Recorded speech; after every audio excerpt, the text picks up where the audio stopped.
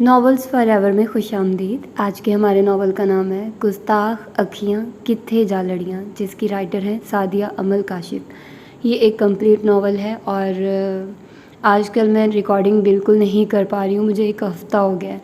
Actually ہماری university میں کچھ ایونٹس ہو رہے ہیں اور ہماری کنووکیشن بھی ہے جو کہ کل ہے، کل ریہرسل ہے اور اس کے بعد پرسوں کنووکیشن ہے۔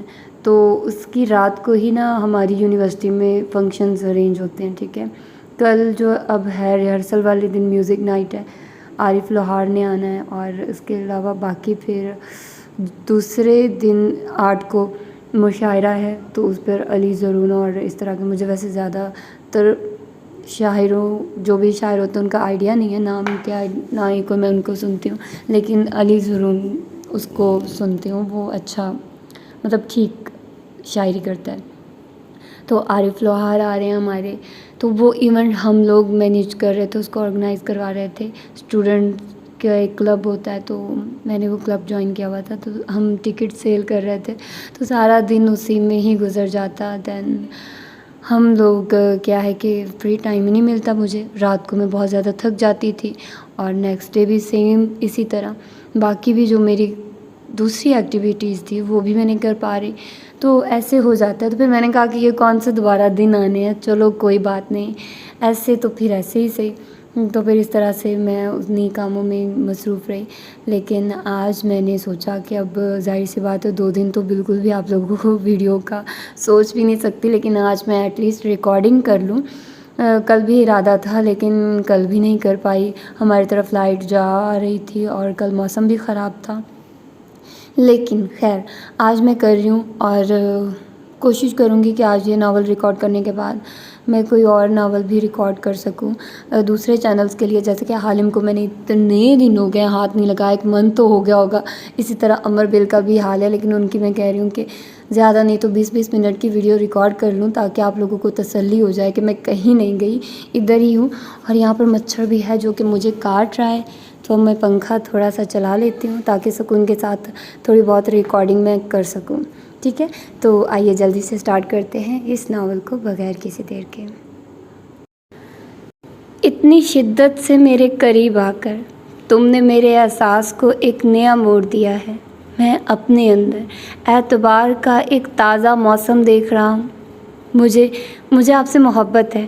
کیا تم پاگل تو نہیں ہو گئی ہو؟ جانتی ہو کیا کہہ رہی ہو؟ ان کے چہرے پر ایک لمحہ کو مسکراہٹ دوڑی، ایسی مسکراہٹ جو کہ تمسخرانہ تھی، جس میں طنز کی آمیزش تھی۔ جانتی ہوں، ہمیشہ سے جانتی ہوں، تب سے جب سے میرے جاننے کی عمر بھی نہ تھی، لیکن میں نے جاننا شروع کر دیا کہ مجھے آپ سے محبت ہے۔ ہاں ذوالفقار، میں آپ کو چاہتی ہوں، میں نے اپنی پوری ہمت جمع کر کے زندگی میں پہلی بار ان سے کہا۔ کیا کہا؟ ذوالفقار، زلفی چچا سے میں اب صرف ذوالفقار بن گیا؟ جانتی نہیں ہو کہ میں تمہارے ہونے والے شوہر کا چچا ہوں اور تمہارے والد کا قریبی دوست؟ تمہاری اور میری عمر میں دنوں کا نہیں سالوں کا فرق ہے، 22 سال بڑا ہوں میں تم سے۔ تمہیں یہ کہتے ہوئے کچھ تو شرم کرنی چاہیے تھی ونزا۔ انہوں نے قدرے جھنجھلاہٹ سے میری بات کا جواب دیا۔ زلفی، یہ عمروں کے بھید بھاؤ، یہ سالوں کے فرق کم از کم محبت میں جائز نہیں۔ محبت تو وہ بے لوث جذبہ ہے جو اس طرح کے تفرقات کو پاؤں تلے روند کے آگے چلا جاتا ہے۔ اگر ان فاصلوں کو محبت گنتی تو شاید دنیا میں کہیں بھی اس کا وجود نہ ہوتا۔ میں اور میرا تہکن بھرا لہجہ ذوالفقار کا امتحان لے رہا تھا۔ وہ پہاڑ کی مانند مضبوط انسان، بلند قامت سراپا اور دل فریب نین نقش رکھنے والا شخص پل بھر کو کمزور پڑتا دکھائی دیا۔ ونزا، تم پاگل تو نہیں ہو گئی ہو؟ تم میرے لیے بیٹیوں کی طرح ہو۔ بیٹی تو نہیں ہو نا، اور آپ کا اور میرا کوئی رشتہ بھی نہیں ہے۔ آپ سے نکاح کی اجازت ہے مجھے ذوالفقار۔ میرا اعتماد اب پہلے سے کہیں زیادہ تھا۔ شٹ اپ ونزا، بند کرو یہ بکواس، وہ چلائے۔ زلفی، مجھے آپ سے محبت ہے، میں نے پھر اقرار کیا۔ چپ ہو جاؤ، یہ ان کے ضبط کا گویا امتحان تھا۔ I love you Zulfi, I love you, میں پہلے سے بلند آواز میں چیخی۔ تڑاخ تڑاخ تڑاخ 3 زوردار تھپڑ میرے گالوں پر پڑے تھے۔ اچانک ہی میری آنکھ کھل گئی۔ اس وقت میں اپنے کمرے میں اپنے ہی بیڈ پر موجود تھی۔ میرے کمرے میں لگی کھڑکی صبح کی مہم روشنی سے جھلملا رہی تھی۔ مجھے احساس ہوا کہ میں نے وہ جو کچھ بھی دیکھا۔ وہ ایک خواب تھا، اور پھر انسان وہی کچھ تو خواب میں دیکھتا ہے جو وہ سوچتا ہے، کبھی چاہتے، کبھی ارمان، تو کبھی محرومیاں اور تلخیاں۔ لیکن آج جو خواب میں نے دیکھا تھا وہ کیا تھا؟ وہ بھی وہی کچھ تھا جو میں سوچتی تھی، لیکن یہ خواب سراسر میرے اندر کا ڈر تھا، ایک خوف کی جھلک تھی جو 8 سال کی عمر سے میرے اندر جڑ پکڑ چکی تھی اور اب ایک تناور شجر کا روپ دھار چکی تھی۔ مجھے ذوالفقار احمد سے محبت تھی، آج سے نہیں، پچھلے 10 سال سے۔ جب میں صرف 8 سال کی تھی تب سے ذوالفقار احمد کی محبت نے میرے دل کی کچی مٹی میں ایک کونپل کھلائی تھی، اور وہ کونپل اتنے سالوں میں اگر مرجھائی ہے تو میں نے اسے پھر سیراب کیا ہے، ٹوٹی ہے تو میں نے اسے پھر سے جوڑا ہے، اور اب تو یہ کونپل ایک چھاؤں دار درخت کا روپ بھر چکی ہے، جس کی دل فریب چھاؤں میں میری پوری زندگی کے سائبان جیسی ہے، جس میں ہر دکھ، ہر تکلیف چھپ جائے۔ میں ونزالی اپنے پورے ہوش و حواس میں یہ تسلیم کرتی ہوں کہ میں نے ذوالفقار احمد سے محبت کی ہے، صداقت پر مبنی محبت، لازوال انمٹ محبت۔ بے شک وہ عمر میں مجھ سے 22 سال بڑا ہے، بے شک اس نے مجھے ہمیشہ بیٹی کی طرح دیکھا ہے، اور بے شک اس کے بھتیجے انوش احمد سے میری بات پکی ہو چکی ہے۔ ہر حقیقت سے بالا تر، ہر سچ سے اوپر اٹھ کر ایک سچ ہے کہ میں اس سے محبت کرتی ہوں، آج سے نہیں، ابھی سے نہیں، ہمیشہ سے، اور ہمیشہ تک کرتی رہوں گی۔ اسے صرف ذوالفقار یا زلفی کہہ کر نہیں بلا سکتی تھی، چچا نام کا دم جھلا ہمیشہ مجھے استعمال کرنا پڑتا تھا۔ ہاں ونزا، کیسی ہو تم؟ آج اتنی صبح صبح کیسے فون کر لیا؟ وہ مسکرائے تھے۔ بس آپ کی یاد ہی اتنی آئی، 3 دن سے نہ آ پائے اور نہ ہی فون کیا۔ میں کتنی اداس تھی آپ کے بغیر۔ میں نے اپنی اداسی واضح بیان کر دی۔ اس پر وہ ہنسے تھے، یا شاید مجھ سے اس طرح کی شکوے شکایت سننے کی اب انہیں عادت پڑ چکی تھی۔ کتنا لڑتی ہو تم ونی۔ وہ اصل میں 1-2 ضروری سرجری کرنی پڑی تھی، اور شمیل کو بھی کل سے بخار ہے۔ ویسے تمہیں شمیل بہت یاد کر رہا ہے، آ جاؤ آج گھر، انہوں نے ہمیشہ کی طرح آفر کی۔ کیسے آؤں میں؟ ڈرائیور دوپہر کو مجھے کالج سے گھر چھوڑ کر چلا جاتا ہے، اور ماما مجھے شام کے وقت گاڑی چلانے نہیں دیتی۔ میں نے جان کر بہانہ بنایا۔ پھر ایسا کرو، انوش کو فون کر دو، وہ تمہیں لے آئے گا۔ ہمیشہ کی طرح ان کے دل میں پہلے اپنے لاڈلے بھتیجے کا خیال ہی آیا۔ یہ موصوف بھی چچا لفظ کی طرح زلفی کا دم چھلائے تھے۔ جی نہیں، مجھے اس سے کے ساتھ آ کر بور نہیں ہونا ہے، ایسی باتیں تو رہنے دیں، میں پھر کبھی آ جاؤں گی۔ میں نے روٹنے کی ایکٹنگ کی۔ ایک تو تم ناراض بھی بڑی جلدی ہو جاتی ہو۔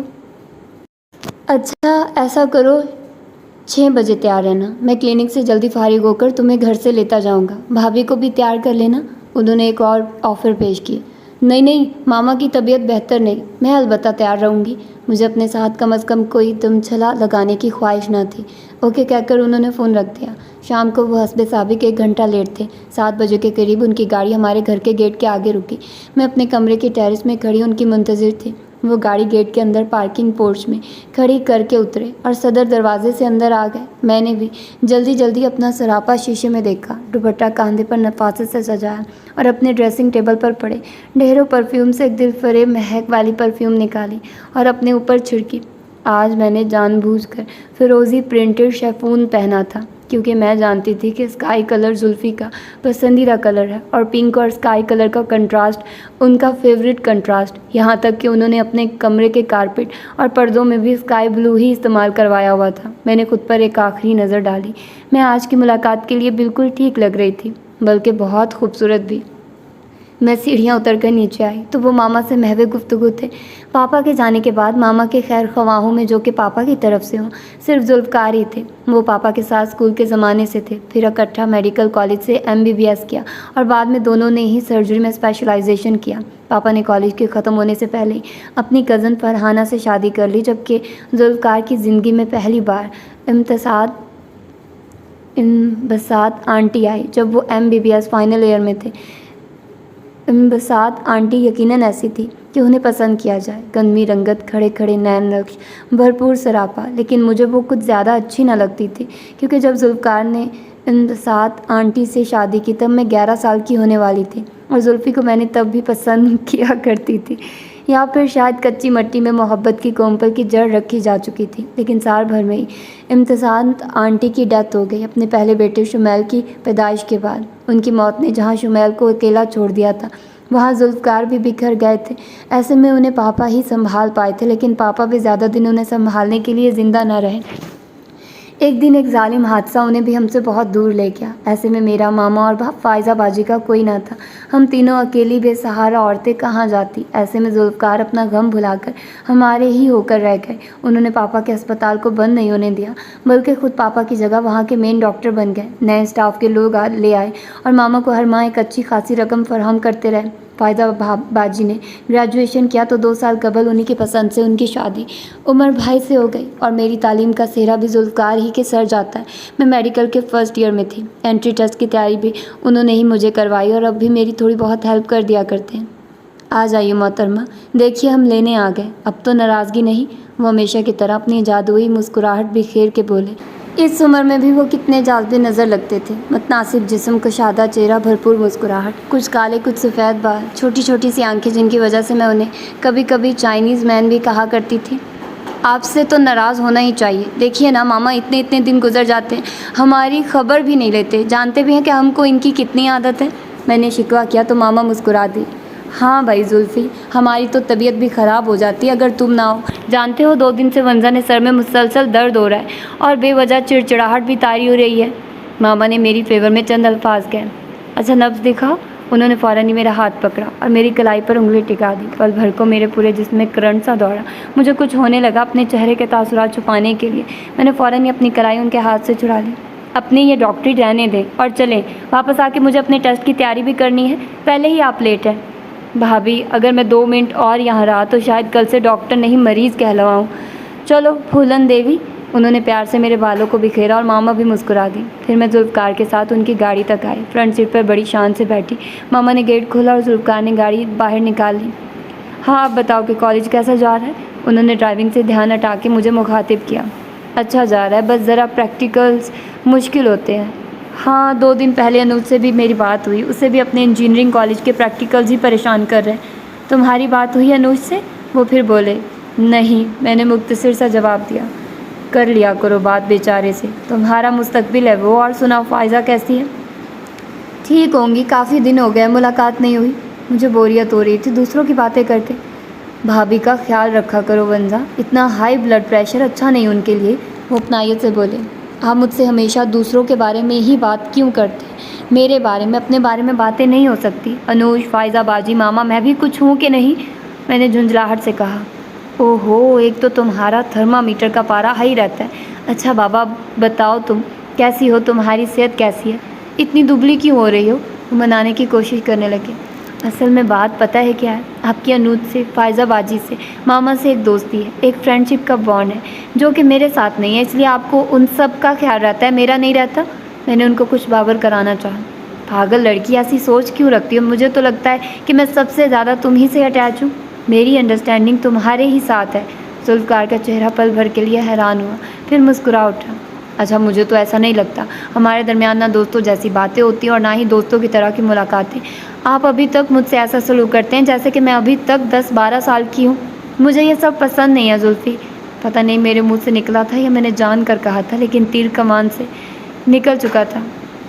پل بھر کو مجھے خود بھی ان کو اس طرح زلفی پکارنا عجیب لگا، لیکن اس پر وہ حیرت زدہ ہو گئے۔ کیا کہا تم نے؟ ہاں تو دوست بنایا تو پہلا اصول دوستی میں بے تکلفی کا ہوتا ہے، نو سوری، نو تھینکس، نو فارمیلٹی، جسٹ فرینڈ شپ۔ میں نے اعتماد سے کہا تو انہوں نے مسکرا کے اوکے کہہ دیا۔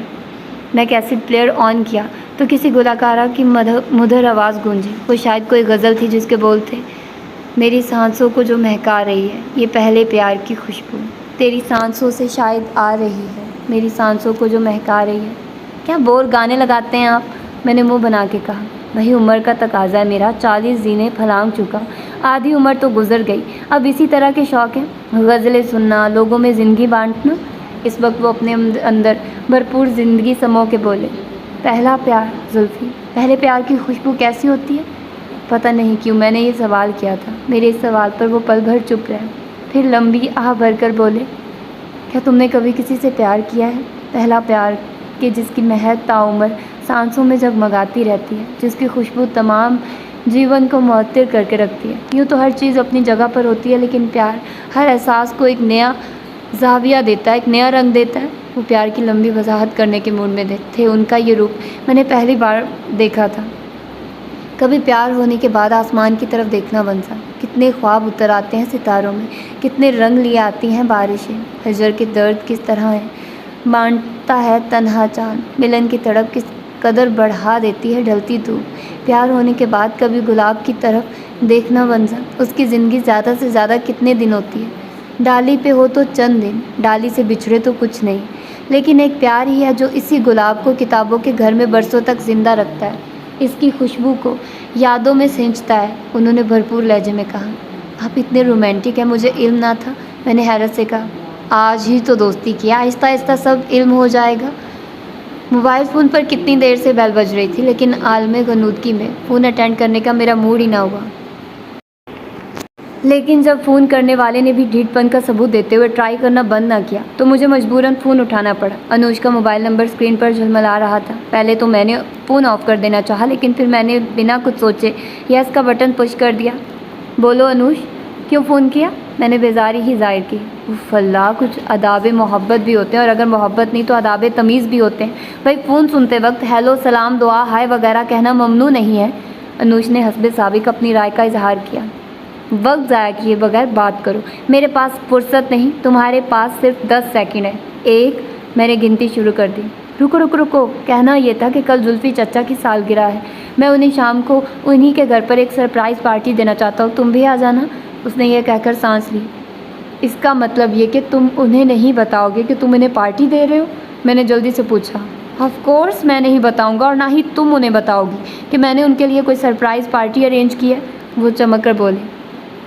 اوکے، میں نے بھی مسکرا کے حامی بھر لی، لیکن انوش کا فون بند ہوتے ہی میرے دل میں عجیب سا خیال آیا۔ پچھلے کتنے سالوں سے میں زلفی کو اس کی برتھ ڈے وش کرتی آئی تھی، لیکن اس طرح کبھی وش انوش کے ساتھ تو کبھی ماما پاپا کے ساتھ، انہیں سرپرائز پارٹی دے کر۔ کتنے سالوں سے میں ان سے کچھ کہنا چاہتی تھی، لیکن کہہ ہی نہ پائی۔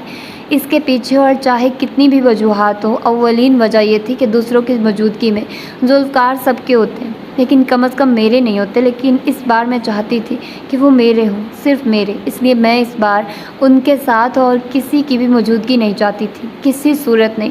میں نے بیٹھے بٹھائی ایک پلاننگ کی، اور اگلے ہی لمحے اس پر عمل کرنے کے لیے میں ذوالفقار کے گھر پہنچ گئی۔ میں ذوالفقار کو ان کی پسند کا برتھ ڈے گفٹ دینا چاہتی تھی، اور ان کی پسند جاننے کے لیے میں نے شمیل بہت مفید ثابت ہو سکتا تھا۔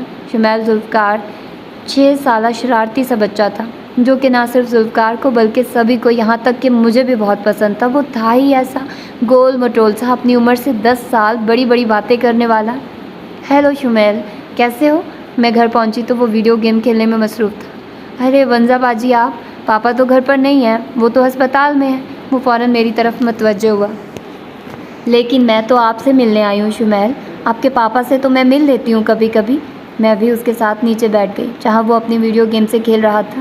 اچھا، آپ مجھ سے ملنے آئی ہیں؟ اس نے مسکرا کے مجھے دیکھا۔ جی ہاں، میں نے زور سے اسے پکڑا اور اس کے گال پر پیار کیا۔ اس سے میں بہت دیر تک باتیں کرتی رہی، کچھ ضروری، کچھ غیر ضروری، کسی کارٹون فلم کے کریکٹر کے بارے میں تو کبھی کسی گیم کے متعلق۔ میں انہیں فضول باتوں کے ذریعے کچھ ضروری باتوں کی کھوج لگانا چاہتی تھی۔ بہت دیر بیٹھنے اور باتیں کرنے کے بعد میں نے اسے ذوالفقار کے کمرے میں چلنے کو کہا، اور اس نے فوراً حامی بھر لی۔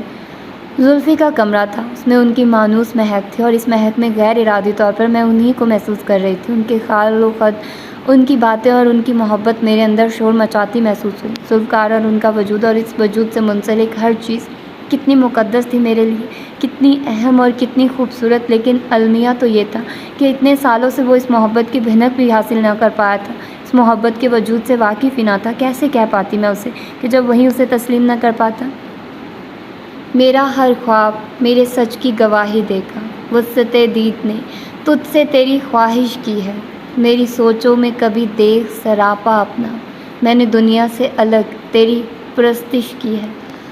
پورے ماحول پر آسمانی رنگ حاوی تھا، آسمانی پردے، اور ان کے اوپر گلابی پھولوں والی بیڈ شیٹ، اور سائڈ لیمپ کے اوپر بھی پردوں والا ہی کپڑا چڑھا تھا۔ بیڈ کے اوپر ذوالفقار اور انبساط آنٹی کی شادی والی تصویر، جس میں دونوں ہی خوش لگ رہے ہیں۔ کتنے مکمل لگ رہے تھے دونوں وہاں۔ پل بھر کو میں نے خود کو انبساط آنٹی کی جگہ پر رکھ کے دیکھا۔ زلفی کے کمرے میں مجھے اس کے وجود کا احساس ہو رہا تھا۔ اپنے خیالوں میں مگن ہونے کے باوجود میں شمیل کا پتہ ہی نہ لگا پائی۔ وہ تو اپنے پاپا کے کمرے کے نرم بستر پر سو چکا تھا۔ یہ بچوں کی دنیا بھی عجیب خوابوں پر مشتمل ہوتی ہے، جب جہاں جیسے دل کیا سو گئے، جب چاہا جاگ گئے۔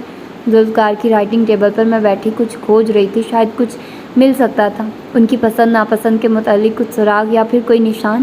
ایک دراز کھولی تو اس میں فائلیں تھیں، چھوٹی بڑی کہیں فائلیں، دوسری دراز بھی کہیں علم غلم چیزوں سے بھری تھی، کہیں سارے پین، کاغذ، وزٹنگ کارڈز، دعوت نامے وغیرہ وغیرہ۔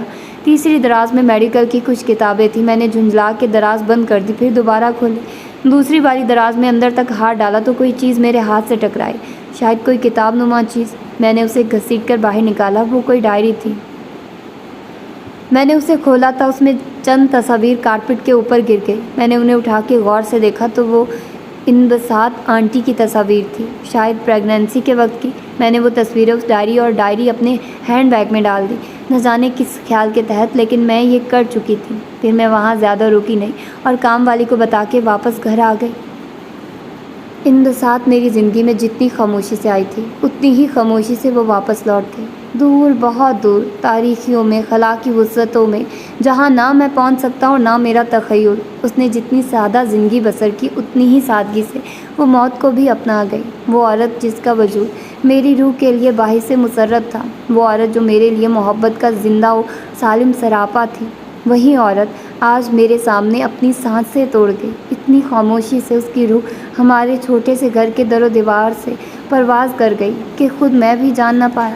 اس نے اس گھر کو خود اپنے ہاتھوں سے سجایا تھا، اس گھر کو جسے وہ اپنی ننھی سی جنت کہا کرتی تھی۔ اس گھر سے اس کی روح پرواز کر گئی۔ میں تو سمجھتا تھا کہ اس کی روح اس گھر کے در و دیوار میں تحلیل ہو چکی ہے، جو تاعمر یہاں سے جا نہیں سکتی، لیکن مجھے کیا پتا تھا کہ یہ گھر اور اس گھر کے آثار بھی اسے روک نہ پائیں گے۔ تنہائی کا احساس اس قدر گہرا ہے کہ زندہ رہنا بھی عجیب لگتا ہے، لیکن انبساط کو میری تنہائی کا مجھ سے زیادہ خیال تھا، اسی لیے تو اس اپنے جانے سے قبل وہ مجھے شمیل دے گئی، جو اس کا نیم البدل تو نہیں، البتہ میری زندگی کی واحد امید ضرور ہے۔ زلفی کی ڈائری کا یہ ورق اور یہ تحریر میری پلکیں بھگو گئی۔ وہ باہر سے کتنے بھی بہادر بننے کی کوشش کرتے ہوں، لیکن ان کا دل بہت نرم ہے۔ پل بھر کو مجھے انبساط آنٹی پر رشک آیا کہ ان کی زندگی میں کتنے اچھے انسان کا ساتھ ملا، انہیں جو ان سے اتنی گہرائی سے محبت کرتا ہے، اور پل بھر کو مجھے ان سے جلن بھی ہوئی کہ آخر اتنی محبت زلفی نے کسی اور سے مجھ سے کیوں نہیں کی۔ اسی طرح ملے جلے جذبات کے زیر اثر میں نے ڈائری کے چند اوراق آگے پلٹے۔ پتہ نہیں زندگی نے مجھ سے امتحان لینے کا سلسلہ شروع کیوں کر دیا۔ آج ندیم نے بھی اپنا راستہ مجھ سے بلکہ پوری دنیا سے الگ کر لیا۔ انبساط کے جانے کے بعد ایک وہیں تو سہارا تھا میرا بازو، میرا رونے والا کندھا، میرے درد کا درماں۔ آج وہ درماں بھی مجھ سے میرے خدا نے لے لیا۔ شکایت کس سے کروں کہ یہ معاملہ تو خدا کا ہے۔ انبساط نے میرے لیے شمیل کو چھوڑا اور ندیم نے میرے لیے فائزہ اور ونزا کو۔ سچ کہوں تو میں بہت بکھر گیا ہوں، لیکن اگر میں بکھر گیا تو فائزہ اور ونزا کا کیا ہوگا؟ فائزہ تو پھر بھی سمجھدار ہے، فرحانہ بھابھی کا سہارا بنی ہوئی ہے، لیکن ونزا، میں جب بھی اس کے معصوم نین نقش دیکھتا ہوں اور اس کی آنکھوں میں پنہاں تشنگی پاتا ہوں تو تڑپ اٹھتا ہوں۔ یقیناً اس نے نہ صرف اپنا باپ بلکہ ایک دوست بھی کھویا، لیکن میں ونزا کے ساتھ رہوں گا۔ میں اس کی اس تشنگی کو پورا کرنے کی کوشش کروں گا، میں اس کا دوست بنوں گا، اس کی زندگی میں حائل ہر رکاوٹ کو دور کر کے اسے نئے منزلیں دکھاؤں گا۔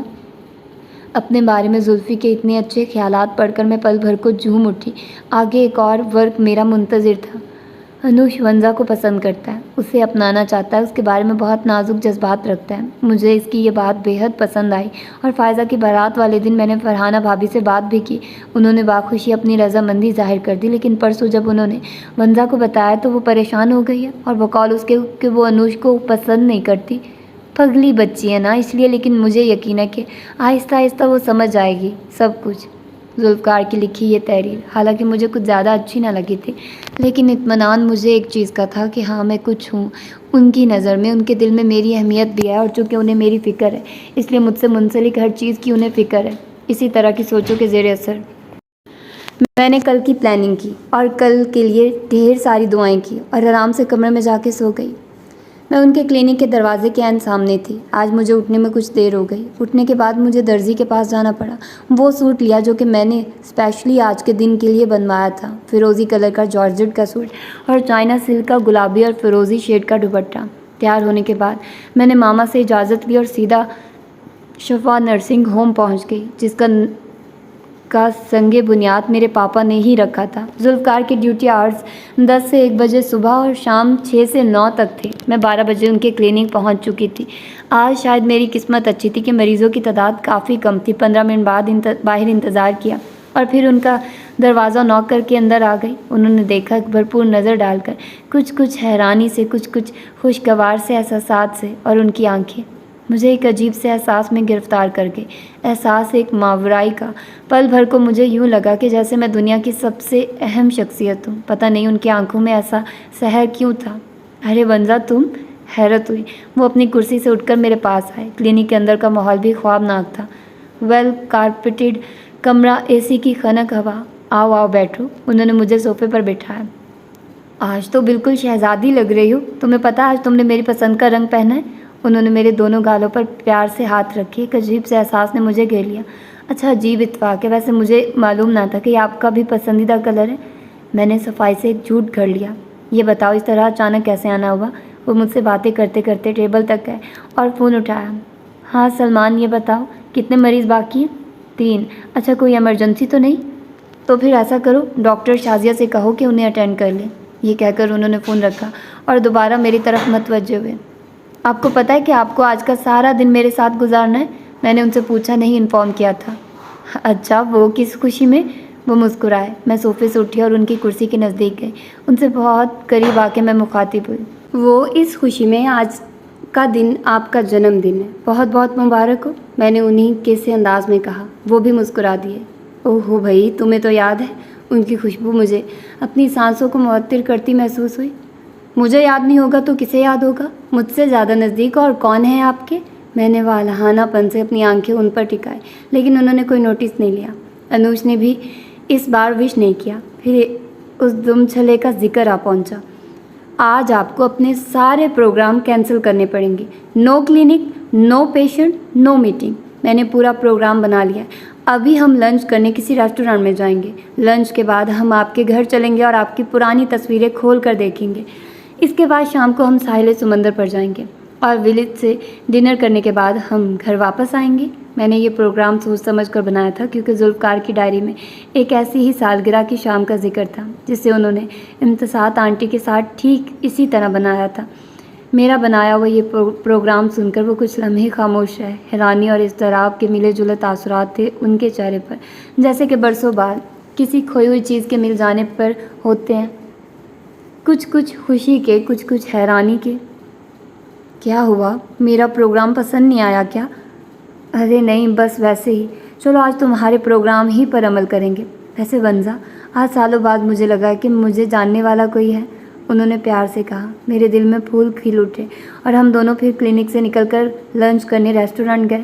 ریسٹورینٹ میں آج میں نے جان کر باقی چیزوں کے ساتھ بون لیس ہانڈی بھی منگوائی تھی، کیونکہ یہ ڈش ذوالفقار کی فیوریٹ تھی۔ امتساط آنٹی سے بنوا کے وہ کھایا کرتے تھے، اور جب میں نے ان کے لیے منگوائی تو وہ بہت حیران ہوئے۔ آج میں نے فیصلہ کر لیا تھا کہ میں انہیں سب کچھ بتا دوں گی کہ میں ان سے محبت کرتی ہوں۔ پہلی محبت، پہلے پیار کی خوشبو انہی کے لیے محسوس کرتی ہوں، لیکن ان سے باتیں کرتے کرتے میں ہمت ہی نہیں کر پاتی۔ کیوں؟ آخر کیوں؟ میں اپنے اندر کی ڈرپوک لڑکی کو مار نہ سکی؟ کیوں میں کہہ نہیں پاتی؟ یہ کوئی اتنا مشکل تو نہیں۔ انوش کتنی آسانی سے مجھے آئی لو یو کہتا رہتا ہے، پھر میں پچھلے 10 سال سے ایک مرتبہ بھی نہیں کہہ پائی۔ آخر کیوں؟ بے شک پہلے میں بچی تھی، لیکن اب بچی نہیں ہوں، اب تو بالغ ہوں۔ ریسٹورینٹ سے نکلنے کے بعد ہم زلفی کے گھر آئے۔ خلاف توقع شمیل گھر پر نہیں تھا۔ کام والی نے بتایا کہ وہ انوش کے ساتھ کیا ہے۔ شکر ہے، ورنہ اس کی موجودگی میں ذوالفقار کم از کم مجھ پر توجہ ہی نہیں دے سکتے تھے۔ ہم زلفی کے ہی کمرے میں بیٹھے، نیچے کارپٹ پر۔ انہوں نے پرانے فوٹو البمز کے ڈھیر لگا دیے اور خود میرے سامنے بیٹھ گئے۔ کام والی چائے لے آئی تو وہ میرے سامنے بیٹھے چائے کی چھوٹی چھوٹی چسکیاں لینے لگے۔ کتنی تصویریں تھیں ان کی کلیکشن میں، کالج کی، یونیورسٹی کی، میرے پاپا کے ہمراہ، گریجویٹ بن جانے پر، ان کی شادی کی، ہنی مون کی، شمیل کی پیدائش وغیرہ وغیرہ۔ ہر تصویر میں ایک الگ ذوالفقار، ہر تصویر میں کچھ الگ زاویے ان کی شخصیت کے۔ میں نے چند ساعتوں بعد محسوس کیا کہ وہ بجائے میرے ساتھ تصویر دیکھنے کے کسی گہری سوچ میں گم ہے۔ آپ تصویریں کیوں نہیں دیکھ رہے؟ میں نے کہا۔ وہ جیسے چونک گئے۔ یقیناً میں انہیں ماضی کی دوریوں سے واپس حال میں کھینچ لائی تھی۔ ان کے چہرے پر حسرت و یاس کے تاثرات اس بات کے گواہ تھے کہ وہ اس وقت میرے ساتھ مکمل طور پر نہیں بیٹھے، بلکہ کہیں اور تھے، کسی اور کے ساتھ۔ کیا کہا تم نے؟ وہ متوجہ ہوئے۔ میں نے یہ کہا کہ آپ کس سوچ میں ڈوبے ہوئے تصویریں کیوں نہیں دیکھ رہے؟ میں نے ہلکا پھلکا ہونے کی کوشش کی۔ गढ़े मुर्दे उखाड़ने से तकलीफ ही होती है। पता नहीं वंजा, मैं अपने माजी में ज़रा भी झांकता हूँ तो बहुत उदास हो जाता हूँ। यूँ तो हर किसी के माजी में कड़वाहट होती है, लेकिन मेरा माजी बहुत हद तक खुशगवार होने के बावजूद भी मुझे उदास कर देता है। वंजा, मैं फिर से अकेला हो जाता हूँ ये सारी तस्वीर देख के। यकीनन जुल्फ़कार के चेहरे पर तशनगी के वो साए थे जो मैं पहले कभी भी ना देख पाई थी। चले छोड़िए, हम मज़ीद तस्वीरें नहीं देखते। मैंने एल्बम्स परे हटाए। अरे नहीं नहीं, देखो तुम, ये तो पहले से तय था, मैं तो बस यूं ही डिस्टर्ब हो गया था, बूढ़ा हो रहा हूँ ना इसलिए। उन्होंने मुस्कुराने की कोशिश की। एक बात पूछूं, बताएंगे? मेरे कहने पर उन्होंने मस्बत जवाब दिया।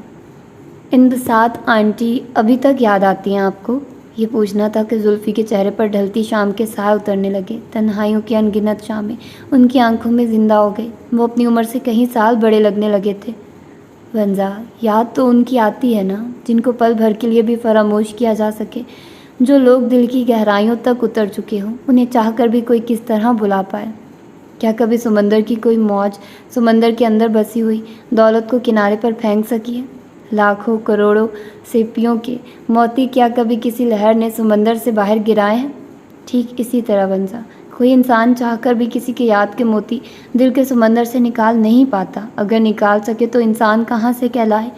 इंसान तो बहुत अनोखी तख्लीक है, अल्लाह ताला की, जिसका दिल वफा, मोहब्बत, नरमी, एहसास, पाकीज़गी और जाने किन किन जज्बों से मिलाकर बनाया गया है।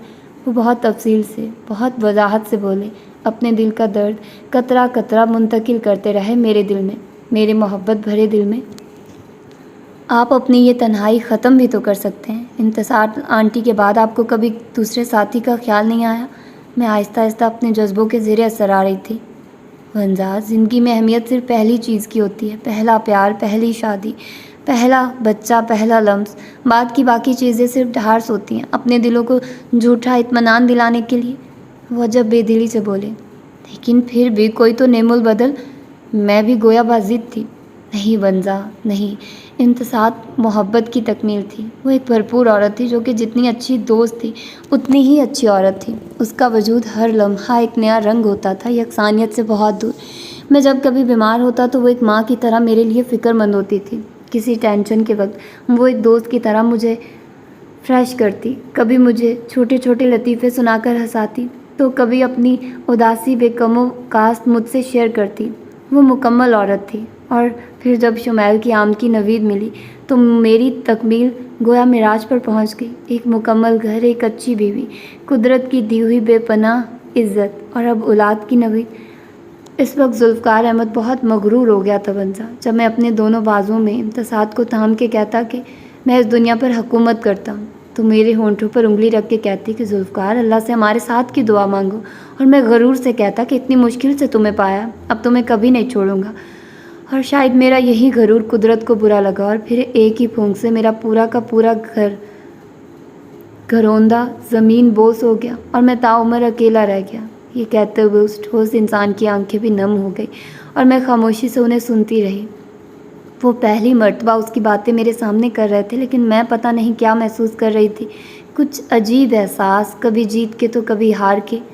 इम्तिसाद की जगह कोई औरत नहीं ले सकती वंजा, वो ठहर ठहर के बोले। मैंने भी फैसला कर लिया कि मैं उनकी जगह लेके दिखाऊंगी। साहिल समंदर पर कभी देर हो आने और डिनर करने के बाद मैं घर पर ही उतर गई। वापस जुल्फ़ी के घर जाने और अनुज की सरप्राइज़ पार्टी एंजॉय करने का मेरा मूड नहीं था, इसीलिए मैं घर आ गई। और वो गिफ्ट जो मैंने जुल्फ़ी के लिए ख़रीदा था वो भी अपने हैंड बैग में ही भूल गई। न्यू ब्लू कलर की टाई जिसके ऊपर सिल्वर स्ट्रिप्स बने थे, ये उनके लिए मेरा पहला तोहफ़ा था। मेरे नशीमन का पहला तिनका, मेरे मोहब्बत के घरौंदे की पहली सिल। अभी तो मुझे पूरा घरौंदा बनाया था और अभी मुझे बहुत तिनके जमा करने थे मुझे। कैसी रही तुम्हारी कल की शाम, बल्कि पूरा दिन? नाश्ते की टेबल पर बैठी मामा ने सवाल किया। शुरुआत तो अच्छी हुई थी, एंड बोरियत वाला हुआ। मैं गर्मा गर्म पराठा खाते हुए बोली। वंजा, तुम किसी नावल या फिल्म की बात कर रही हो क्या? शुरुआत अच्छी हुई, एंड गलत? मामा मुस्कुरा दी। तभी वो दुमछले साहब तशरीफ़ ले आए। अरे अनुज बेटा, कैसे हो, कहाँ हो इतने दिनों से? मामा उसे देखकर ही खुश हो गई। अस्सलाम वालेकुम आंटी, मैं तो इधर ही हूँ। लोग पता नहीं क्यों ईद का चांद हो गए, दावतों पर भी नहीं आते। वो यकीनन मेरी जानिब ही इशारा करके बोला। दावत? कैसी दावत बेटा? यकीनन वो ये मामा के लिए नई खबर ही थी। बस आंटी जाने दे, पिछली रात का दर्द दोबारा न जगाइए। वो मेरी तरफ घूर के बोला। कैसा दर्द बेटा? मामा परेशान हो गए। कल मैंने जुल्फ़ी चचा की सरप्राइज़ बर्थडे पार्टी रखी थी। इन मोहतरमा मुस्तकबिल की डॉक्टर साहिबा को भी दावत दी थी, लेकिन ये मसूफ़ा खुद तो नहीं आई। जुल्फ़ी चचा को भी डिनर के लिए ले उड़ी। इधर मैं और शुमैल और फ़ायज़ा बाजी 4 घंटे इंतज़ार करते रहे। ना जुल्फ़ी चचा क्लिनिक पर थे, ना अस्पताल में, और ना उनका मोबाइल फ़ोन ऑन था। रात को बंजा साहिबा के घर छोड़ने के बाद वो अस्पताल गए तो कोई इमरजेंसी सर्जरी निकल आई। किसी 7 साल बच्ची के अपेंडिक्स का ऑपरेशन करना पड़ा और वो रात 2 बजे घर आए हैं। हमारे सारे सरप्राइज़ का बेड़ा गर्क हो गया और इन मोहतरमा ने उनको बताया भी नहीं। अनुज ने इंतहाई मजलूमाना तरीके से रोदात सुनाई। मैं वहाँ से उठी और सोफ़े के साथ रख के फ़ोन पर एक नंबर पुश किया। पूछिए पूछिए आंटी, इससे क्यों किया इसने ऐसा? वो रूहान सा होने लगा। मैंने भी कोई जवाब नहीं दिया। बोलो बंजा, क्यों किया तुमने ऐसा? मामा ने भी मसनूही खफगी ज़ाहिर की। मैंने फ़ोन रखा और उठी। मामा, इससे पूछिए कि इसने मुझे चुप रहने का कहा कि नहीं। पूछिए, वादा लिया था इसने मुझसे कि नहीं, अगर इतना ही ख्याल था अपनी सरप्राइज़ पार्टी के फेल ना होने का तो पहले ही बता देता ना सबको। मैंने तो वैसे ही इत्फाक से उन्हें विश करने चली गई। मैंने शाने बेनियाजी से कहा। उस पर वो खुद भी चुप हो गया। बड़ा आया मुझे चुप कराने वाला। मैंने अपना गाउन, फाइल और हैंड बैग उठाए और जाने लगी। मामा, आज अशरफ बहुत लेट हो गया, मेरी क्लास का वक्त होने को है, मैं चलती हूँ। आज मेरा प्रैक्टिकल है, देर हो सकती है। लेकिन बेटा कैसे जाओगी इतनी धूप में? ऐसा करो, अनुज के साथ चली जाओ। मामा ने अनुज की तरफ देखा। प्लीज़ मामा, मैं रिक्शा वाले या टैक्सी वाले के साथ जाना पसंद करूँगी। मैंने अनुज को घूर के कहा। भंजा जाओ अनुज बेटा, इसे कॉलेज छोड़ाओ। कितनी दूर है मेडिकल कॉलेज यहाँ से? मामा के कहने पर मौसूफ फ़ौरन उठे और मुझे भी मजबूरन उसके पीछे चल के जाना पड़ा। ये बताओ तुम मेरे साथ ऐसे क्यों सलूक करती हो, जैसे कि मुझसे अनजान हो, मुझको बिल्कुल नहीं पहचानती? वो बड़े मज़े से ड्राइविंग करते हुए बोला। मैंने डिठाई दिखाई। मैं ऐसा इसलिए करती हूँ कि मैं तुम्हें बहुत अच्छी तरह जानती हूँ और सही तरह से पहचानती हूँ। मैंने कहा। कभी कभी ऐसा क्यों लगता है कि वंजा कि तुम्हें मुझसे मोहब्बत नहीं? उसकी नज़रें विंड स्क्रीन पर थी मगर समाहते मेरी जानिब। क्योंकि ऐसा ही है, मुझे तुमसे मोहब्बत नहीं। ये सच्चाई मैं उसे कई दफ़ा बता चुकी थी, मगर वो पता नहीं क्यों अड़ा हुआ था एक ही नुक्ते पर, न जाने क्यों। तो सीखो ना मोहब्बत करना, इतना बुरा नहीं हूँ मैं। वो बज़ाहिर संजीदा था। मोहब्बत कोई टॉन्सिल्स या अपेंडिक्स का ऑपरेशन है कि जिसे सीखा जाए? नेचुरल चीज़ें नेचुरल ही रहती हैं मिस्टर, जो आप ही आप हो जाए। बादलों को अल्लाह ताला किसी ट्रेनिंग इंस्टीट्यूट नहीं भेजता कि बरसना सीखा, उनका वजूद बनाया ही बारिश के लिए। इस तरह मोहब्बत भी किसी हुक्म की ताबे नहीं होती। मोहब्बत करना सीख लो। मैंने मुंह चढ़ाकर उसकी नकल उतारी। वो ज़ोर से हंस पड़ा। पता नहीं किस तरह गुजारा करोगी मेरे साथ वंजा नदीम अली। मैं इस कदर शौक और रोमांटिक और तुम इस कदर सड़ियर और बोर। या अल्लाह, ये तुमने किस तरह मोहब्बत करवा दी आसमान को ज़मीन से।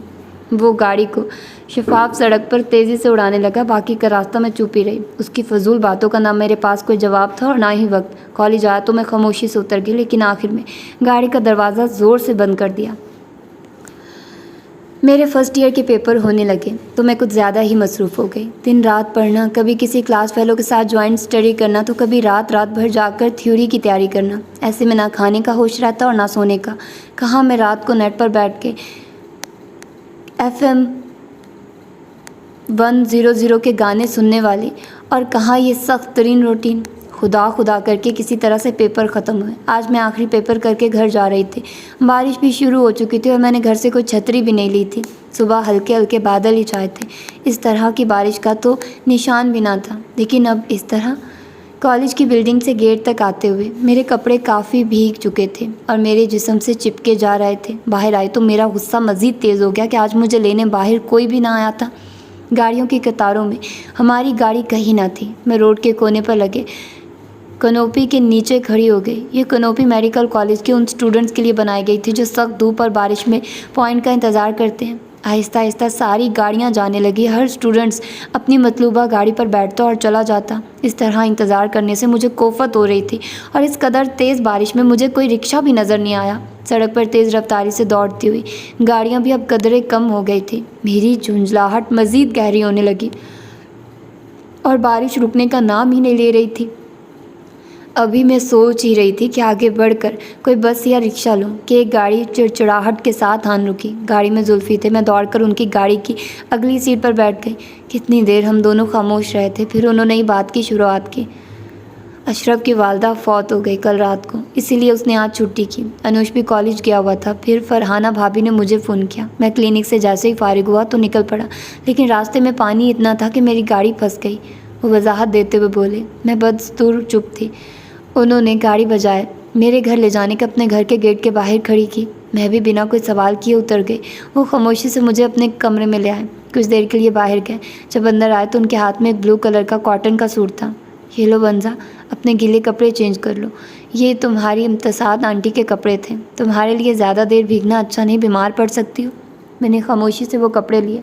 जब मैं वो कपड़े चेंज करके अपने बाल खुश करती वापस आई तो जुल्फ़कार चाय बनाकर ला चुके थे और मेरी जानिब इंतहाई मोहब्बत से मुस्कुरा के देख रहे थे। अगर आज आप ना आते तो पता नहीं क्या हो जाता। मैंने उनके एहसान के बदले में कुछ बोलने की सही की। भूल जाओ सब कुछ। हाँ, मगर आइंदा इस तरह ना हो, ये ख्याल रखना। बारिश से बचना तुम्हारे अपने हाथ में भी है। उन्होंने इंतहाई हमदर्दाना लहजे में कहा। मैंने इस्बात में गर्दन हिलाई। पता है, आज तुम इम्तिसाद की तरह लग रही हो, बहुत फ्रेश, बहुत खूबसूरत। उन्होंने मेरे गीले बालों की भीगी लिट को अपनी उंगली से मेरे चेहरे पर से हटाया और मैं उनके इस जुमले पर अंदर तक सरशार हो गई। आज हम सब पिकनिक पर गए हुए थे। गेस्ट हाउस की खिड़की से मैं आसमान को देख रही थी और अपने खुदा से दुआ किए जा रही थी कि मुझे वो मौका जल्द ही नसीब हो कि जब मैं अपना जुल्फ़ी के सामने बिना किसी डर, बिना किसी झिझक के खोल दूँ, अपना हाल दिल उसके हवाले कर दूं। लेकिन ये सब कुछ इतना आसान भी ना था। गो कि उम्रों का तजाद मेरे लिए कोई मायने नहीं रखता, लेकिन फिर भी एक ऐसे शख्स को अपना महबूब कहना जिसके लिए आप हमेशा बच्चे की मानी दी रहे हो, शायद इतना आसान ना था। मैं खिड़की से अंदर कमरे में आई तो सभी लोग आपस में खुशगपियों में मसरूफ़ थे। फर्श पर चादर बिछी थी और चादर पर खाने की चंद डिशेज़ रखी थी। सब मुझे ही देख के हंसे जा रहे थे। मुझे हैरत हुई, क्या हुआ है, सब लोग इस तरह हंस क्यों रहे हैं? मैं भी मुस्कुरा दी। भाई, हम देख रहे हैं कि मुस्तकबिल की डॉक्टर साहिबा किस तरह खिड़की में खड़ी सितारों से बातें कर रही है। ये फ़ायज़ा बाजी थी। भाई, ये काम शायरों के होते, मसीहाओं के नहीं। उमर भाई ने भी कमेंट दिया। मैंने उन्हें घूरा। भाई, लोगों की ये हालत तो महबूब की जुदाई में होती है, लेकिन आपका महबूब तो आपके साथ है। आपको क्यों ये रोग लग गया? अनुज ने अपने ख्यालात ज़ाहिर करना ज़रूरी समझा। तुम जैसा महबूब हो तो कुर्बत में भी हिजर महसूस होगा। बेचारी वंजा। ये उमर भाई ही थे।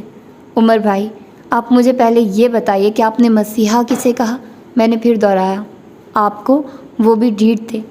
लेकिन आप तो नीम हकीम हो, ख़तरा जान हो। पूरे हकीम तो ये है, मशहूर हकीम, सर्जरी वाले हकीम जुल्फ़कार अहमद, जो दिल, जिगर, गुर्दा अच्छी से तरह काटते हैं। उमर भाई ने जिस अंदाज से कहा था, मुझे समेत सभी खिलखिला के हंस दिए और जुल्फ़कार ने कुशन उठाकर सीधा उमर भाई को मारा। शाम को मैं और जुल्फ़कार घूमने अकेले ही चल पड़े थे। बाकी सब अपनी थकन उतारने रेस्ट हाउस में ही मकीम थे। एक मैं थी, एक मेरी मोहब्बत। तुम अनुज से नाराज़ हो वंजा? जुल्फ़ी ने बात शुरू की। इससे पहले भी वो बात कर रहे थे, लेकिन मेरा जवाब उनको कम ही मिलता। मैंने इस सवाल का भी कोई जवाब ना दिया। देखो, दुनिया में मैं अनुज को अच्छी तरह जानता हूँ। वो बहुत अच्छा लड़का है, तुम्हें बहुत खुश रखेगा। वो बहुत नरमी से बोले। लेकिन मैं अच्छी लड़की नहीं हूँ जुल्फ़ी, मैं उसे खुश नहीं रख पाऊँगी। वो यकीनन अच्छा लड़का है और उसकी शादी किसी अच्छी लड़की से होना चाहिए। मैंने जवाब दिया। फंसा, पागल हो गई हो तुम? 3 साल पहले बात तय हुई है तुम लोगों की और वो तुमसे बहुत मोहब्बत करता है। वो फिर उसी नरमी से बोले। जब बात तय हुई थी उस वक्त मेरी मर्ज़ी नहीं पूछी गई थी। मेरी राय जो अनुज के बारे में तब थी वही आज भी है। लेकिन वंजा, वो तुमसे बहुत मोहब्बत करता है, तुम्हें अपनाना चाहता है। उन्होंने मेरे यख ठंडे हाथ पर अपना हाथ रखा। वो मुझसे एक तरफा मोहब्बत करता है, लेकिन मैं तो उससे मोहब्बत नहीं करती। मैंने साफ गोई से कहा।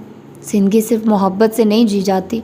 मोहब्बत जवाब में भी मोहब्बत मांगती। बेबुनियाद बेतुके रिश्ते जिनकी कोई सिमत ना हो पायदार नहीं होते। मैं ख़ुद को मजबूर नहीं कर सकती अनुज से मोहब्बत करने के लिए। वो कुछ देर खामोश रहे। पता नहीं क्या कहना चाहते थे मुझसे। क्या तुम्हें किसी और से मोहब्बत है वंजा? कोई क्लास फेल हो, कोई दोस्त? उनका सवाल, उसका जवाब यकीनन वही था जो आज मुझे कहना था। यही तो वक्त था, यही वो घड़ी, वही लम्हा। हाँ, इसी वक्त मुझे अपने तमाम ख्वाब, हर अरमान उस शख्स के सुपुर्द करने थे। यही लम्हा इजहार का था, इकरार का था। بتاؤ مجھے بنزا، کیا کوئی ہے تمہاری زندگی میں؟ وہ میرے جواب کے منتظر تھے۔ جی میری زندگی میں کوئی ہے، مجھے کسی سے محبت ہے، بہت پہلے سے۔ میرا لہجہ آپ ہی آپ بہت جذباتی سا بن گیا۔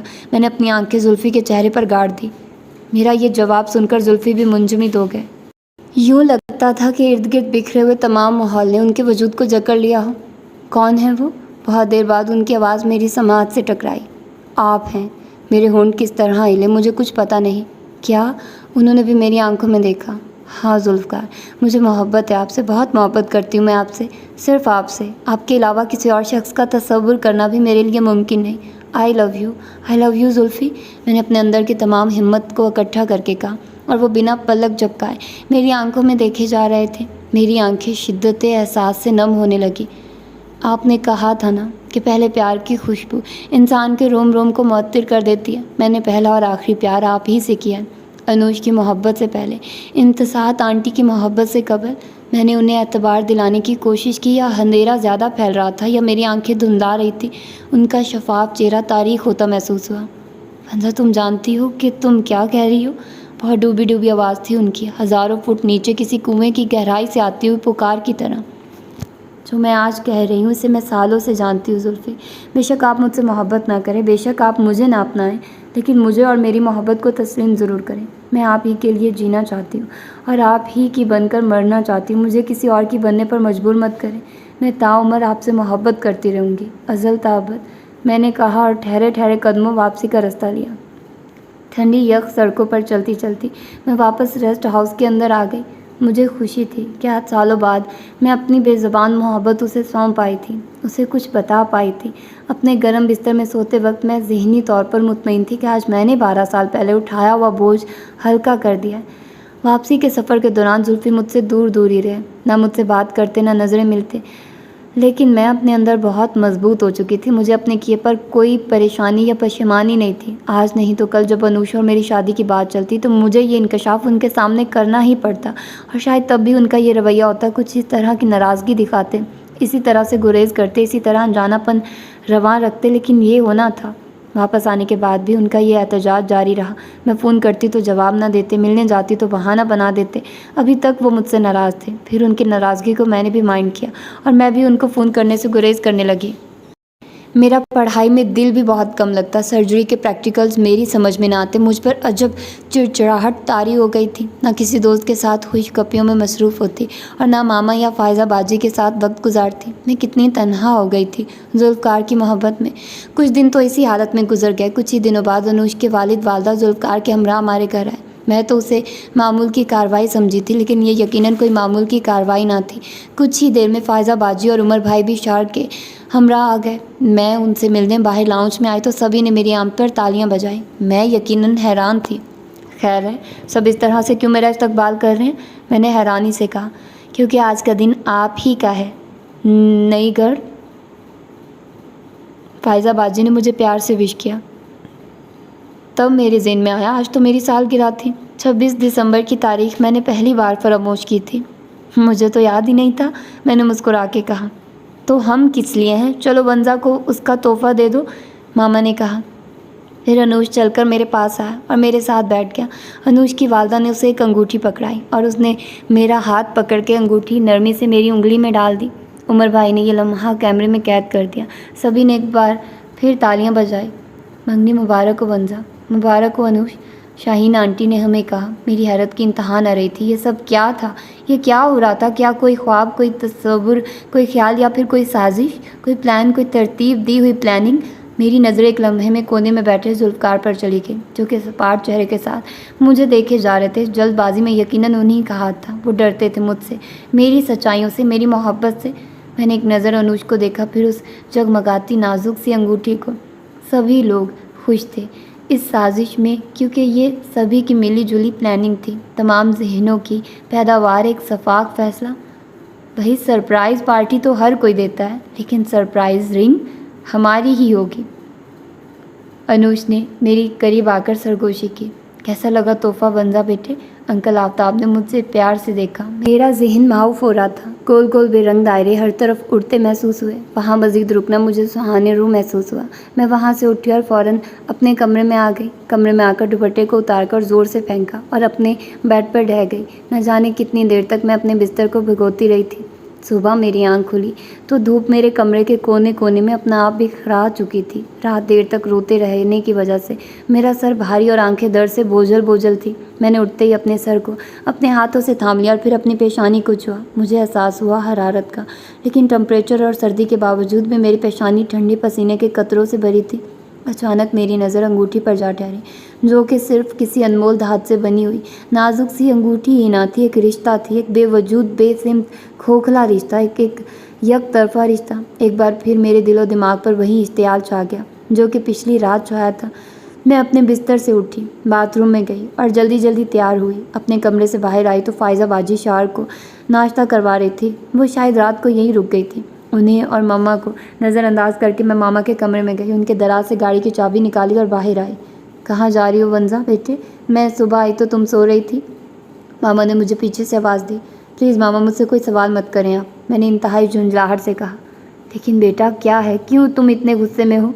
मामा अभी तक अनजान बनी हुई थी। मैंने पहली बार सोचा कि कैसी माँ है वो अपनी बेटी पर गुजरने वाली हर हालत से बेखबर है, अपनी बेटी के अरमानों, उसके ख्वाबों, उसके आंसुओं से बेखबर है। माँ तो अपनी औलाद की तकलीफ़ उनके लहजों, उनकी आंखों से पढ़ लेती हैं। फिर आखिर मेरी मामा क्यों ऐसी थी? क्या वो जानकर अनजान बनने का ड्रामा किए हुए हैं, या फिर वाकई वो अनजान है? मामा आप मुझसे प्लीज़ कुछ मत पूछिए, और वैसे भी आपने पहले कुछ पूछने की जहमत की है क्या मुझसे? जब दिल में आया मुझसे चाहा, जिससे चाहा मंगनी कर दी। इस तरह किसी दिन मेरी सरप्राइज़ मैरिज भी करवा देंगी। मामा आपको अपने बच्चों की खुशियों की कोई फिक्र नहीं? मैं सफाकी से ये कहती हुई सीढ़ियाँ उतर गई और पीछे मामा की आवाज़ों ने दूर तक ताक़ुब किया। वंजा बात सुनो मेरी, कहाँ जा रही हो तुम? मैं गाड़ी में बैठी और तेज़ी से ड्राइव करती गाड़ी में अनुज के घर ले आई। अगले ही पल मैं शाहीन आंटी के सामने थी। मुझे अनुज से मिलना है आंटी, मैंने छूटते कहा। वो ऊपर अपने कमरे में है, जाओ जाके मिल लो, शाहीन आंटी ने हमेशा की तरह प्यार से कहा। नहीं आंटी, आप उसे नीचे भेजिए, मैं गाड़ी में हूँ, मुझे उसके साथ कहीं जाना है, मैंने संजीदगी से कहा। ये कहकर मैं रुकी नहीं और चलती हुई वापस अपनी गाड़ी तक आई। कुछ ही देर में अनुज नीचे आ गया। मुझे देखकर ही उसके चेहरे पर मुस्कुराहट दर आई। खैर है, आज मंगेतर साहिबा सुबह ही सुबह, रात को तो शर्मा कर भाग गई थी, वो हमेशा की तरह बोला। गाड़ी में बैठो अनुज, हमें कहीं जाना है, मैंने लिए दिए अंदाज में कहा। कहाँ जाना है? वो गाड़ी में बैठ तो गया मगर सवाल भी कर लिया। मैंने बिना उसे जवाब दिए गाड़ी स्टार्ट की और तेज़ रफ्तारी से उड़ने लगी। कहाँ ले जा रही हो मुझे जालिम हसीना, बताओ तो, शादी से पहले ही मार दोगी क्या? वो इसी तरह की बातें करता रहा। मैं गाड़ी मसरूफ़ सड़कों पर दौड़ाती शफा नर्सिंग होम ले आई और उसे अपने साथ आने को कहा। मैं तेज़ रफ्तारी से चलती जुल्फ़कार की क्लिनिक के अंदर आ गई। मुझे नहीं पता था कि मैं क्या कर रही हूँ या क्या करने जा रही हूँ। मुझे पता था तो सिर्फ इतना कि मेरे साथ नाइंसाफ़ी हुई है, जिसका बदला मुझे हर हाल में उतारना है, अपनी मोहब्बत के परचम को बुलंद करना है। मुझे और अनुज को एक साथ देखकर जुल्फ़कार भी पल भर को हैरान हुए। उन्होंने अपने मरीज़ को जल्दी जल्दी फारिग किया और क्लिनिक का अंदरूनी दरवाज़ा बंद करके हमारी तरफ मुतवज्जे हुए। क्या हुआ है अनुज? वंजा, भाभी का फ़ोन आया था मुझे कि तुम घर पर बिना बताए ही निकली हो। हाँ, मैं बिना किसी को बताए ही निकली हूँ। जब आप बिना बताए मेरी किस्मत के फ़ैसले कर सकते हैं तो मैं क्यों नहीं कर सकती कुछ बिना बताए? क्या आप मेरी किस्मत के बनाने वाले हैं? क्या आप मेरी तकदीर लिखने वाले हैं? मैं जुल्फ़कार पर बरस पड़ी थी। क्या हुआ है वंजा, साफ साफ बताओ। ये अनुज था। जुल्फ़कार अब चुप थे या शायद इसी रिएक्शन की तवक्को किए हुए थे। मैं आप दोनों को आपके दिए हुए तोहफे लौटाने आई हूँ, मैंने इश्तियाल अंगेज़ लहजे में ये कहा और अंगूठी उतारकर अनुज के हाथ पर रखी। ये लो अनुज, अपना दिया हुआ तोहफा, और अनुज को बाजू से पकड़ के जुल्फ़कार की तरफ धकेला। और ये आप लें, आपका दिया हुआ तोहफा। वंजा, वो तड़पे। मैं आप दोनों के दिए हुए तोहफ़ों को ठुकराती हूँ। मुझे कोई ज़रूरत नहीं इन खोखले रिश्तों की। अनुज तो बेखबर था, उसे कुछ इल्म ना था, लेकिन जुल्फ़कार, मैं आपसे पूछती हूँ कि आपको इल्म नहीं कि मैं आपसे मोहब्बत करती हूँ? क्या आप मेरी चाहत से बेखबर थे? मेरी आंखें ढेरों आंसुओं से भर गई। वंजा, तमाशा मत बनाओ। तमाशा तो आप सब ने बनाया है मेरा। मैं कोई मट्टी की बनी हुई पुतली नहीं कि जिसे आप अपने मन चाहे शौक से सजा सवार कर रख लें। अनुज, मैं जुल्फ़कार से मोहब्बत करती हूँ और उनके अलावा और किसी से शादी करने का सोच भी नहीं सकती। मैं अनुज से मुखातिब थी और वो पत्थर का बुत बना, कभी मेरी तरफ तो कभी जुल्फ़कार की तरफ देखे जा रहा था। हाथ में पकड़ी अंगूठी और वो हाथ दोनों गोया बर्फ़ के सिल की मानित जम गए थे। اور آپ یاد رکھیے کہ اگر میں آپ کی نہیں ہوئی تو زندہ بھی نہیں رہوں گی۔ انہیں یہ کہہ کے میں وہاں سے روتی ہوئی نکلی اور واپس گاڑی میں بیٹھ گئی۔ آنسو پہلے سے زیادہ رفتار سے بہہ رہے تھے اور آنکھیں دھندلا رہی تھی۔ مجھے پتہ نہ تھا کہ میں کہاں گاڑی لے جا رہی تھی۔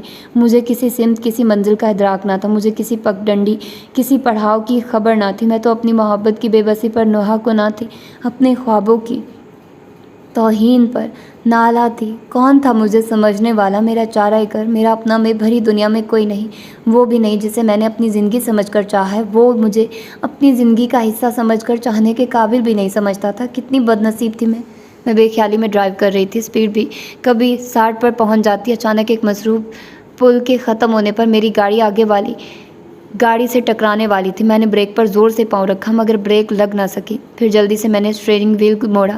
میری گاڑی پل کے بنے ریلنگ کے اس پار جا گری۔ میرا سر اسٹیئرنگ وہیل سے ٹکرایا اور پتہ نہیں کس لمحے میں ہوش کی دنیا سے دور جانے لگی۔ سر میں اٹھتی درد کی ٹھیسیں، دھندلاتی آنکھیں اور دل کی نہاؤں عمیق گہرائیوں میں جگمگاتا ذوالفقار کا چہرہ۔ میں موجود دنیا سے بہت دور جا رہی تھی۔ نہ جانے کتنے وقت سے موندی ہوئی آنکھیں میں نے کھولی۔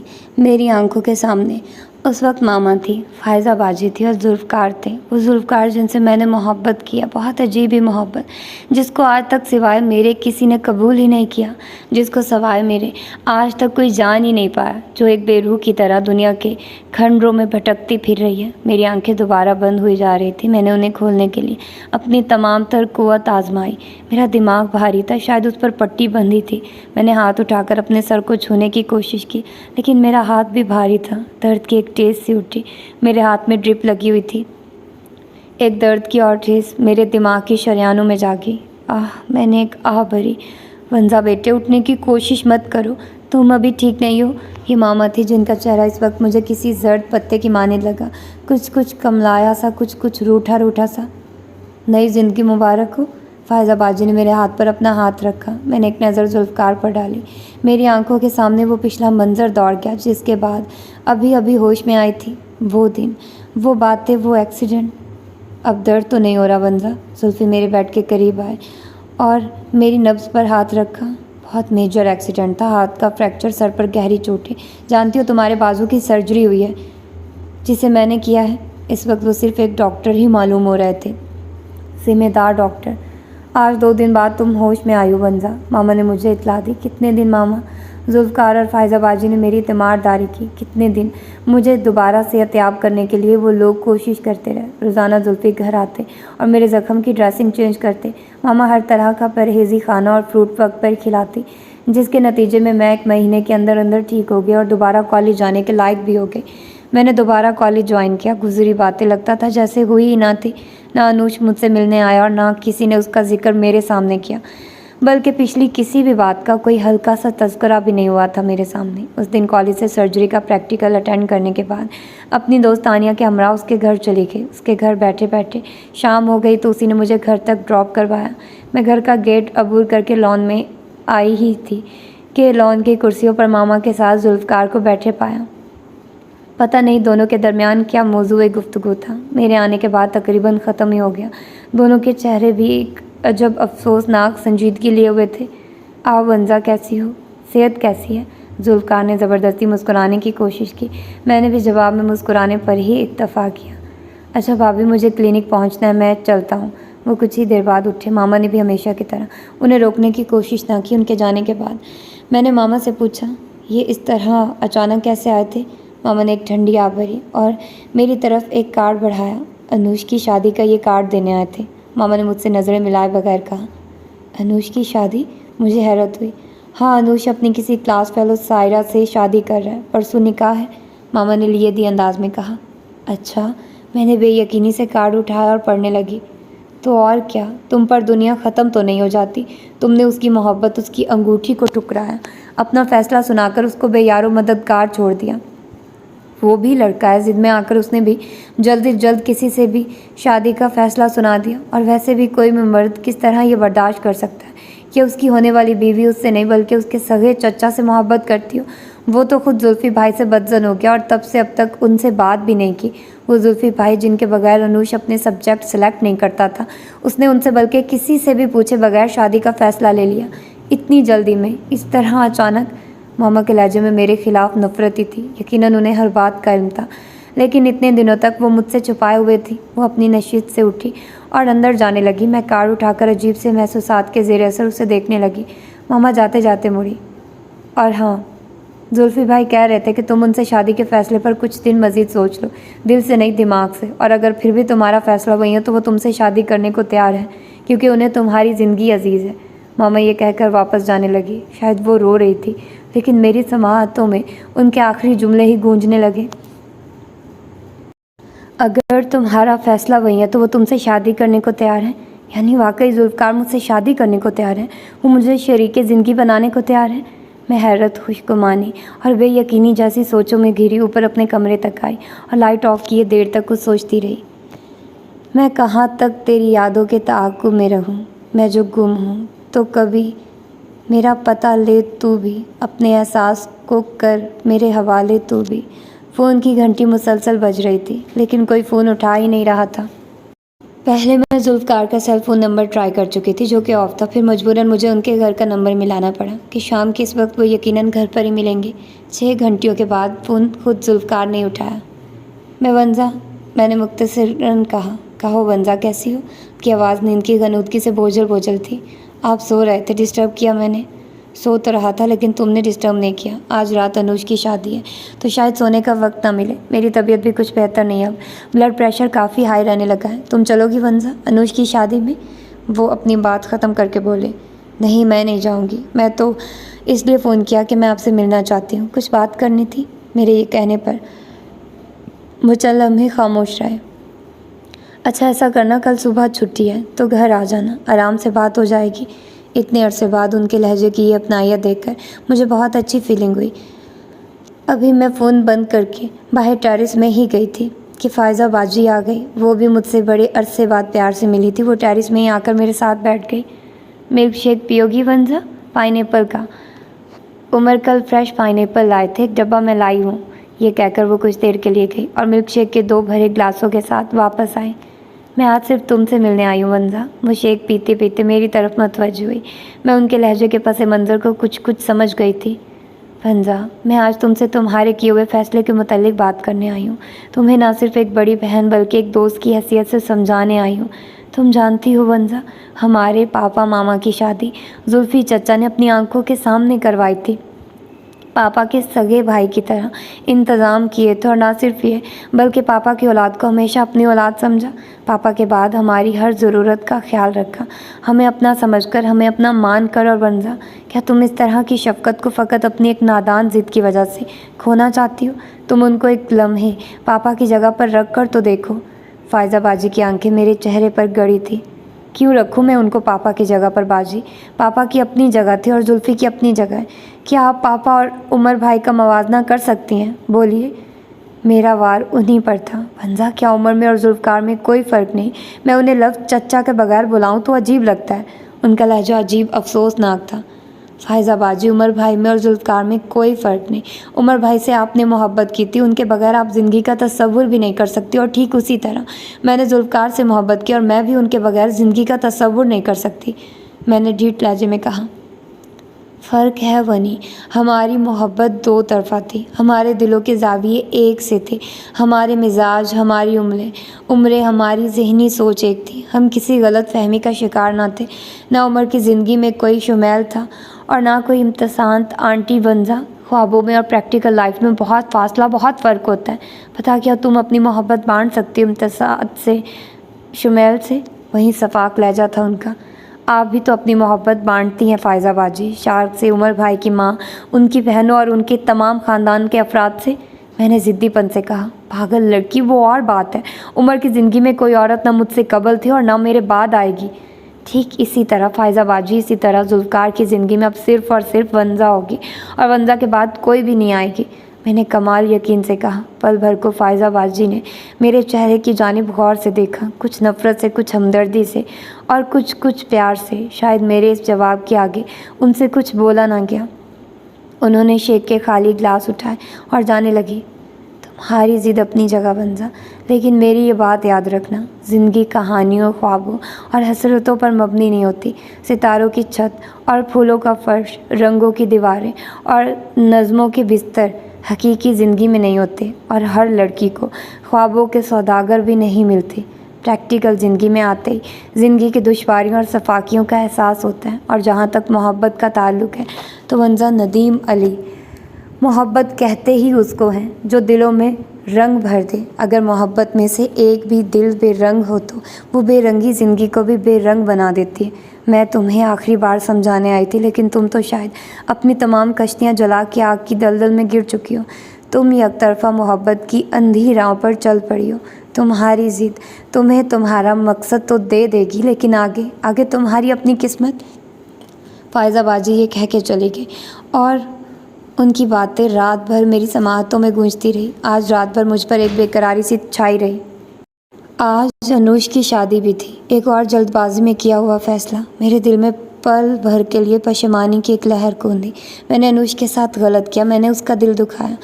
وہ بھی تو مجھ سے محبت کرتا تھا، بالکل اسی طرح جس طرح مجھے زلفی سے محبت ہے، یک طرفہ۔ لیکن اگر کیا زلفی میرے ساتھ اس طرح کرتا تو میں خوش رہ پاتی؟ کیا میری محبت اس کو معاف کر پاتی؟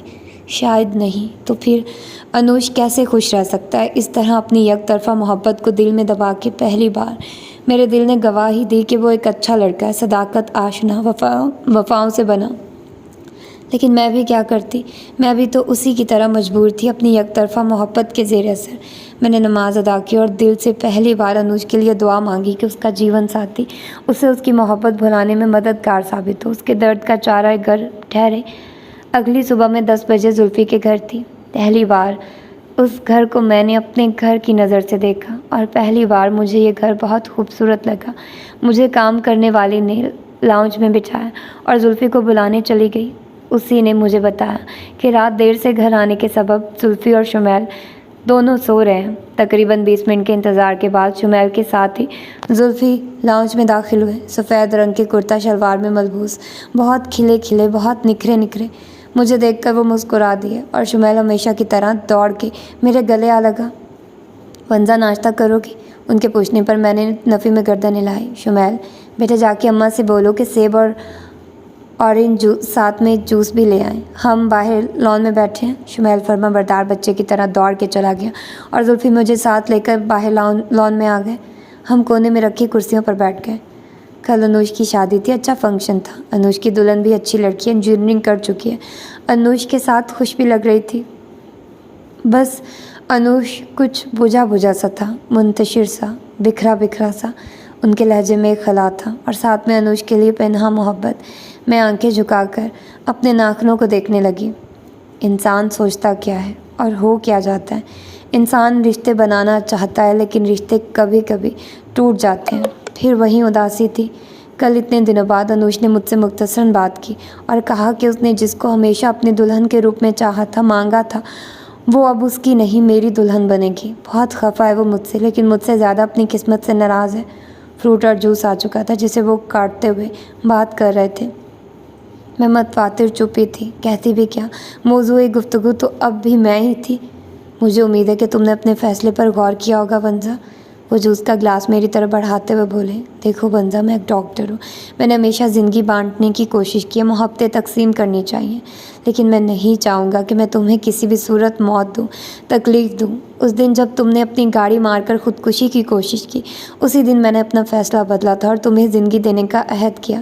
لیکن یقین کرو ونزا، تم جسے اپنی زندگی سمجھ کر اپنانا چاہتی ہو، وہ زندگی نہیں، اذیت ہوگی تمہارے لیے۔ میری روٹین، میرا لائف سٹائل، میری ترجیحات میری عمر کے مطابق ہیں، جنہیں میں تمہارے خوابوں کے مطابق نہیں ڈھال سکتا، چاہنے کے باوجود بھی نہیں۔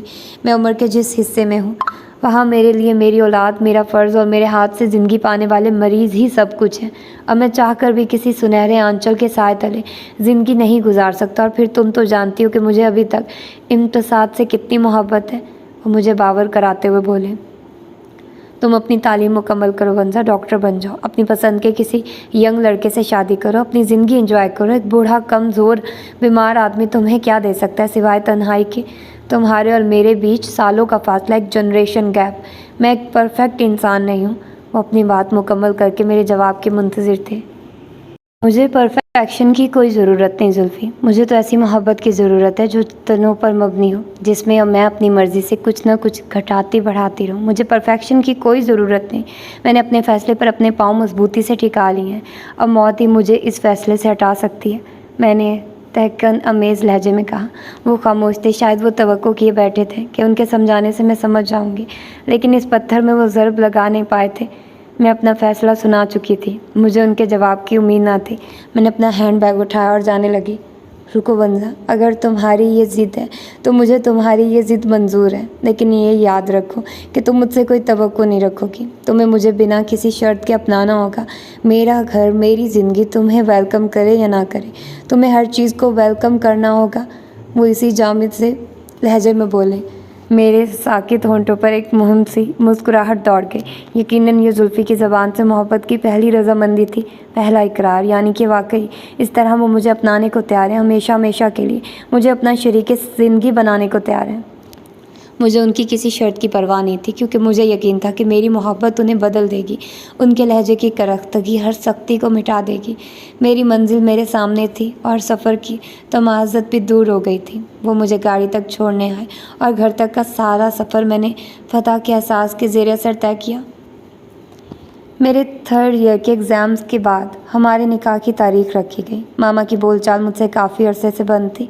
वो मेरे आने के वक्त सोने चली जाती, शाम को उठती और बिना मुझसे बात किए अपने काम काज में मशगूल रहती। घर में हम 2 ही फ़र्द थे और दोनों एक दूसरे से नाराज़। निकाह की तकरीब जुल्फ़ी के कहने पर सादा ही रखी गई। कोई भी शामिल ना था सिवाय उमर भाई, फ़ायज़ा बाजी, मेरी सहेलियों और जुल्फ़ी के चंद दोस्तों के। कितनी बेरौनक और कितनी रूखी रूखी शादी थी। हर लड़की के अपनी शादी के मुतालिक चंद ख्वाब होते हैं। सखियों की छेड़छाड़, चूड़ियों की खनखनाहट, सेज के फलों की शादाबियाँ, अरूसी लिबास की रनाइयाँ, शहनाई का शोर, बैंड बाजे की आवाज़ों में बारातियों का स्वागत, सुहागनों बुज़ुर्गों की तरफ से मिलने वाली दुआएं, संदल से भीगी मांग की खुशबू, उपटन की महक में नहाया रोम रोम। लेकिन मेरे साथ ऐसा कुछ ना था। मामा ने मेरे लिए कोई जहेज़ तैयार ना किया, फ़कत चंद जोड़े और जेवर, साथ में शफा हॉस्पिटल और पापा के ख़रीदे हुए प्लॉट के कागजात जो कि मेरे नाम थे दे क्या दिए, गोया मुँह पे मार दिए। फ़ायज़ा बाजी ने सुर्ख रंग का जोड़ा जो कि अमूमन दुल्हा वालों की तरफ से होता है और चंद गिफ्ट्स दिए। बाकी मेरी सहेलियों के तोहफे और दुआएं थी। निकाह हो गया और मैं चंद ही लम्हों में जुल्फ़कार से मंसूब हो गई। मेरी 13 सालों पर मोहित मोहब्बत फ़कत चंद मिनट में मंजिल पा गई। तकदीर का ये फ़ैसला कितना अच्छा था। निकाह और रुखसती के वक्त भी मामा मेरे पास ना आई। फ़ायज़ा बाजी मुझे गाड़ी तक लाई, जिसे जुल्फ़कार खुद ही ड्राइवर करके अपने घर ले आए। हमारे साथ शुमैल भी था, जो कि असली सूरत हाल से बेखबर हमेशा की तरह अपने पापा से छेड़छाड़ करता हुआ जा रहा था। घर पहुंचने के बाद जुल्फ़कार और शुमैल तेज़ी से घर के अंदर चले गए और मैं अपने सुर्ख अरूसी लिबास और हज़ारों हसरतें थामे कितनी देर बाहर खड़ी रही। मेरे जीवन साथी ने मेरा हाथ पकड़कर मुझे अपने घर की दहलीज फैलांगने में भी मदद ना की थी। किसी माँ, किसी बहन ने मेरा स्वागत फूलों और प्यार भरे बोसों से ना किया था। किसी भाभी ने कोई खनखनाता जुमला मेरी समाहतों के सपुर्द ना किया था। लेकिन शायद इस सब की तवक्को मुझे पहले ही कर लेनी चाहिए थी, और बकौल जुल्फ़ी के मुझे इससे कोई शर्त भी नहीं रखनी है। कोई सवाल नहीं, कोई ख्वाहिश नहीं, कोई उम्मीद, कोई तवक्को नहीं। लेकिन बहुत जल्द जुल्फ़कार खुद ही मुझे अपना लेंगे। हाँ, बहुत जल्द। ये इरादा मजबूत करके मैं खुद ही घर के अंदर और फिर लाउंज फैलाकर जुल्फ़ी के कमरे में आई, जिसके बिस्तर पर खिलाफ़े तवक्को गुलाब की पत्तियां बिछी थी।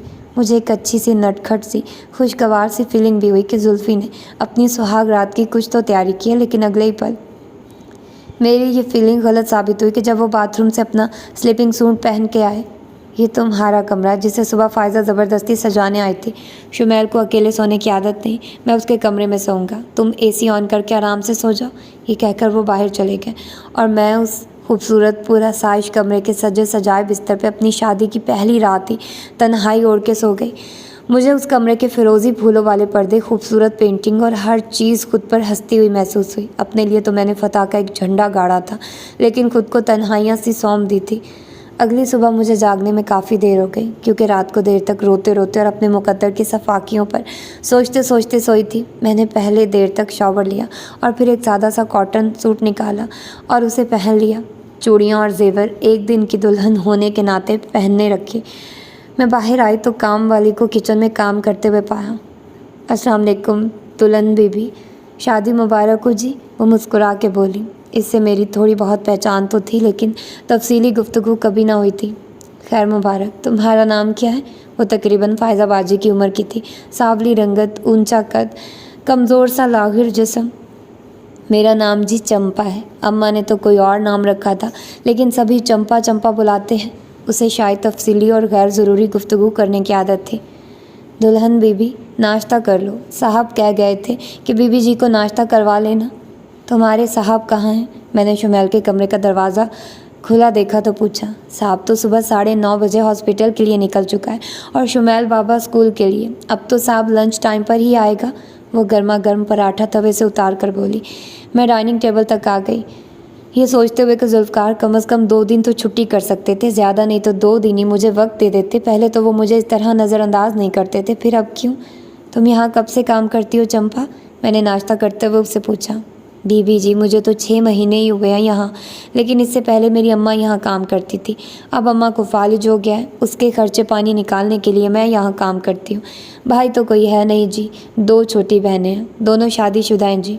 मेरा भी एक बच्चा है। फिर जी शौहर ने दूसरी शादी कर ली और मैं अम्मा के घर आ गई। वो ठंडी आंखें भरती हुई अपनी दास्तान सुनाने लगी, लेकिन मैं बज़ाहिर तो हूँ हाँ कर रही थी, लेकिन मेरा जहन सारा जुल्फ़ी पे था। मैंने नाश्ता ख़त्म किया और फिर कार्डलेस फ़ोन उठा के वापस कमरे में आई। जुल्फ़कार के सेल फ़ोन के नंबर्स पुश कर चुकी थी। हेलो। दूसरी तरफ वहीं बेहिस इंसान था जिसे मैं अपना आप दे चुकी थी। आप मुझे बिना बताए ही चले गए, और आज के दिन जाना क्या ज़रूरी था? कितना अकेला महसूस कर रही हूँ मैं। मैंने बीवी का हक जताते हुए शिकायत की। ये बात शायद तुम्हें पहले से ही पता है कि मैं 9:30 बजे घर से निकल जाता हूँ, और अपने मरीज़ बेवजह छोड़ना मुझे अच्छा नहीं लगता। वो उसी करख्तगी से बोले। कल ही तो हमारी शादी हुई और आज ही आप चले गए। मैं रूहान सी हुई। इन फजूल बातों को छोड़ो और तुम भी अपने कॉलेज चली जाओ। और हाँ, आज मैं लंच पे नहीं आऊँगा। शुमैल को स्कूल से लेकर मैं अनूश के घर जाऊँगा। रात को अनूश अपनी बीवी के साथ लंदन जा रहा है। उसे एयरपोर्ट छोड़कर फिर रात को ही घर आऊँगा। उन्होंने एक नया धमाका किया। मैं भी साथ आऊँ? मैंने एक आखिरी कोशिश की। नहीं, अपनी मोहब्बत को अपनी ही चच्ची के रूप में नहीं देख पाएगा वो बेचारा। बहुत नफ़रत अमेज़ लहजा था उनका, और मैं उससे आगे कुछ कह ना पाई। आवाज़ गोया गले में रंध गई। फ़ोन डिस्कनेक्ट हो चुका था। ज़िंदगी उन दिनों कितनी अजीब सी हो गई थी। महसूस तो ये होता था कि जैसे मेरी शादी ही नहीं हुई। पहले ही की तरह रोज़ाना सुबह कॉलेज जाना, वापस आना, और पहले ही की तरह अकेले ज़िंदगी गुजारना। मगर नहीं, फ़र्क था। कहीं ना कहीं मैंने सोचा था कि जुल्फ़कार को अपना जीवन साथी बनाकर मैंने उसे जकड़ लूँगी, अपनी मोहब्बत के हसार में कैद कर लूँगी। लेकिन कितनी गलत थी मैं तो खुद ही अपनी अना के हसार में कैद होकर रह गई थी। और वो नशेमन जिसे मैंने तिनका तिनका जोड़ना चाहा था, उसका तो तिनका तिनका बिखर रहा था। अक्सर मैं अपनी ज़िंदगी की इंतहा सोचती। करख्तगी तो शायद मेरे मुकद्दर में थी, और करख्तगी की ये हद शायद मेरे मुकद्दर की इंतहा। मेरा ज़्यादा राह ही मुझसे छिन गया था। क्या मिला मुझे जुल्फ़ी को अपना के? दुनिया के इल्ज़ाम, सोबतें, जुल्फ़ी की बेरुखी, उसकी सफाकी, उसका अनजान रवैया, मामा के दिल से निकलती नफ़रत, फ़ायज़ा बाजी की आंखों में छुपी नाराज़गी, और तो और शुमैल भी मुझे नफ़रत की निगाहों से देखने लगा था। आज जब वो सुबह टेबल पर बैठकर नाश्ता कर रहा था तो मैं उसके पास गई। मुझे देखते उसके चेहरे पर कैसे नागवार एहसास उभरे थे। मुझसे नाराज़ हो शुमैल? मैंने हमेशा की तरह उसे प्यार से मुखातिब किया। वो चुप रहा। मैं जब से तुम्हारे घर आई हूँ तो मुझसे बोले ही नहीं। पहले तो तुम मुझे जाने ही नहीं देते थे यहाँ से, अब क्या हो गया? वहीं चुप। देखो शुमैल, अब मैं ना सिर्फ तुम्हारी दोस्त हूँ, तुम्हारी मामा भी हूँ। तुम जो चाहो मुझे बुला लो, मामा, मम्मी, माँ, या फिर अम्मी। हाँ, मगर अम्मा मत कहना। मैंने उसके गाल को छुआ तो उसने नफ़रत से मेरे हाथ को झटका। नहीं है आप मेरी मम्मी। मेरी मम्मी को अल्लाह मियाँ ने अपने पास बुला लिया, और आप मुझसे मेरे पापा को छीनने आई हैं। वो चिल्लाया। नहीं बेटा, मैं आपसे आपके पापा को छीनने नहीं आई हूँ, मैं तो आपकी फैमिली का हिस्सा बनने आई हूँ। मैंने नरमी से उसकी आंखों में देखा। वो फ़ौरन उठा, अपनी किताबों वाला बस्ता उठाया। नहीं, आप झूठ बोलती हैं। जब से आप आई हैं मेरे पापा रात को देर तक घर से बाहर रहते हैं, सुबह जल्दी निकल जाते हैं, मुझसे पहले जैसा प्यार भी नहीं करते, और ना ही मुझे बाहर ले जाते हैं। आपने उनको मुझसे दूर कर दिया। आई हेट यू, नफ़रत है मुझे आपसे। ये कह के वो चला गया, और मैं सोचती रही कि उस 9 साला बच्चे के जहन में भी मेरे लिए इस कदर नफ़रत है, इतना जहर, इतनी हकारत है। उस छोटे से बच्चे के लिए भी मैं काबिल एहतराम नहीं हूँ। एहतराम, इज़्ज़त, हाँ शायद हर रिश्ते की बुनियाद यही होती है। मोहब्बत की हैसियत भी सानवी ही है। इज़्ज़त अगर ना हो तो, और फिर उस शख्स के दिल में मेरी कितनी इज़्ज़त है जिसकी बन के मैं उसी के घर के साहिबान तले ज़िंदा हूँ। उसी के नाम से पहचानी जाती हूँ। अब तो मैं खुद अपनी नज़रों में भी बहुत छोटी हो गई हूँ। आज मैंने कॉलेज के बाद मामा के घर जाने का इरादा किया था। रूठी माँ को मनाने का फ़ैसला किया था।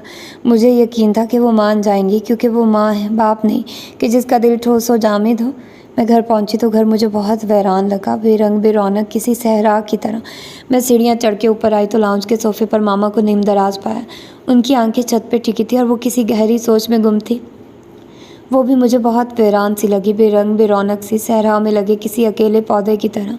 मैं अपनी ज़ात से किसी को फ़ायदा, किसी को आराम नहीं दे पाई। शायद इसीलिए मेरे इर्द गिर्द की दुनिया सहरा बन गई और इस दुनिया के बाशिंदे भी सहरा की तरह वीरान बन गए। मामा, मैं उनके बहुत करीब पहुंचकर उन्हें आवाज़ दी। वो मेरी आवाज़ पे चौंक पड़ी। उनकी आंखें नम थी, शायद वो बहुत रोई थी। मुझे देखकर उनके चेहरे पर कुछ अजीब से तासुरात उभरे, कुछ मोहब्बत के, कुछ खफगी के, कुछ ममता के, तो कुछ नाराज़गी के। वो प्यार और नाराज़गी का जब इम्तजाज सा लगी।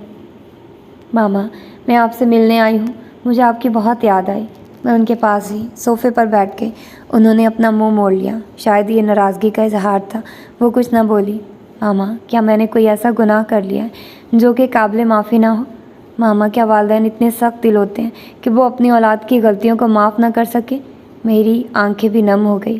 क्या वो औलाद सख्त दिल नहीं होती जो अपने वालिदैन की खुशी और इज़्ज़त की परवाह किए बगैर ही अपने फ़ैसले कर लेती हो, चाहे वो फ़ैसले उनके हक़ में गलत ही क्यों ना हो? मामा का लहजा भी उनकी आंखें की तरह भीगा भीगा था। मामा, आप मुझे माफ़ कर दें। मामा, मेरे गुनाहों की सज़ा मुझे इस तरह ना दें। मामा, मुझे इस तरह तन्हा ना करें। ये मत भूलिए कि मैं आपकी बेटी हूँ, जिसे आपने अपने खून से सींचा है। मैं मामा के कंधे से लग के रो पड़ी। वो कंधा जो हमेशा मेरे हर दर्द का दरमा बना है।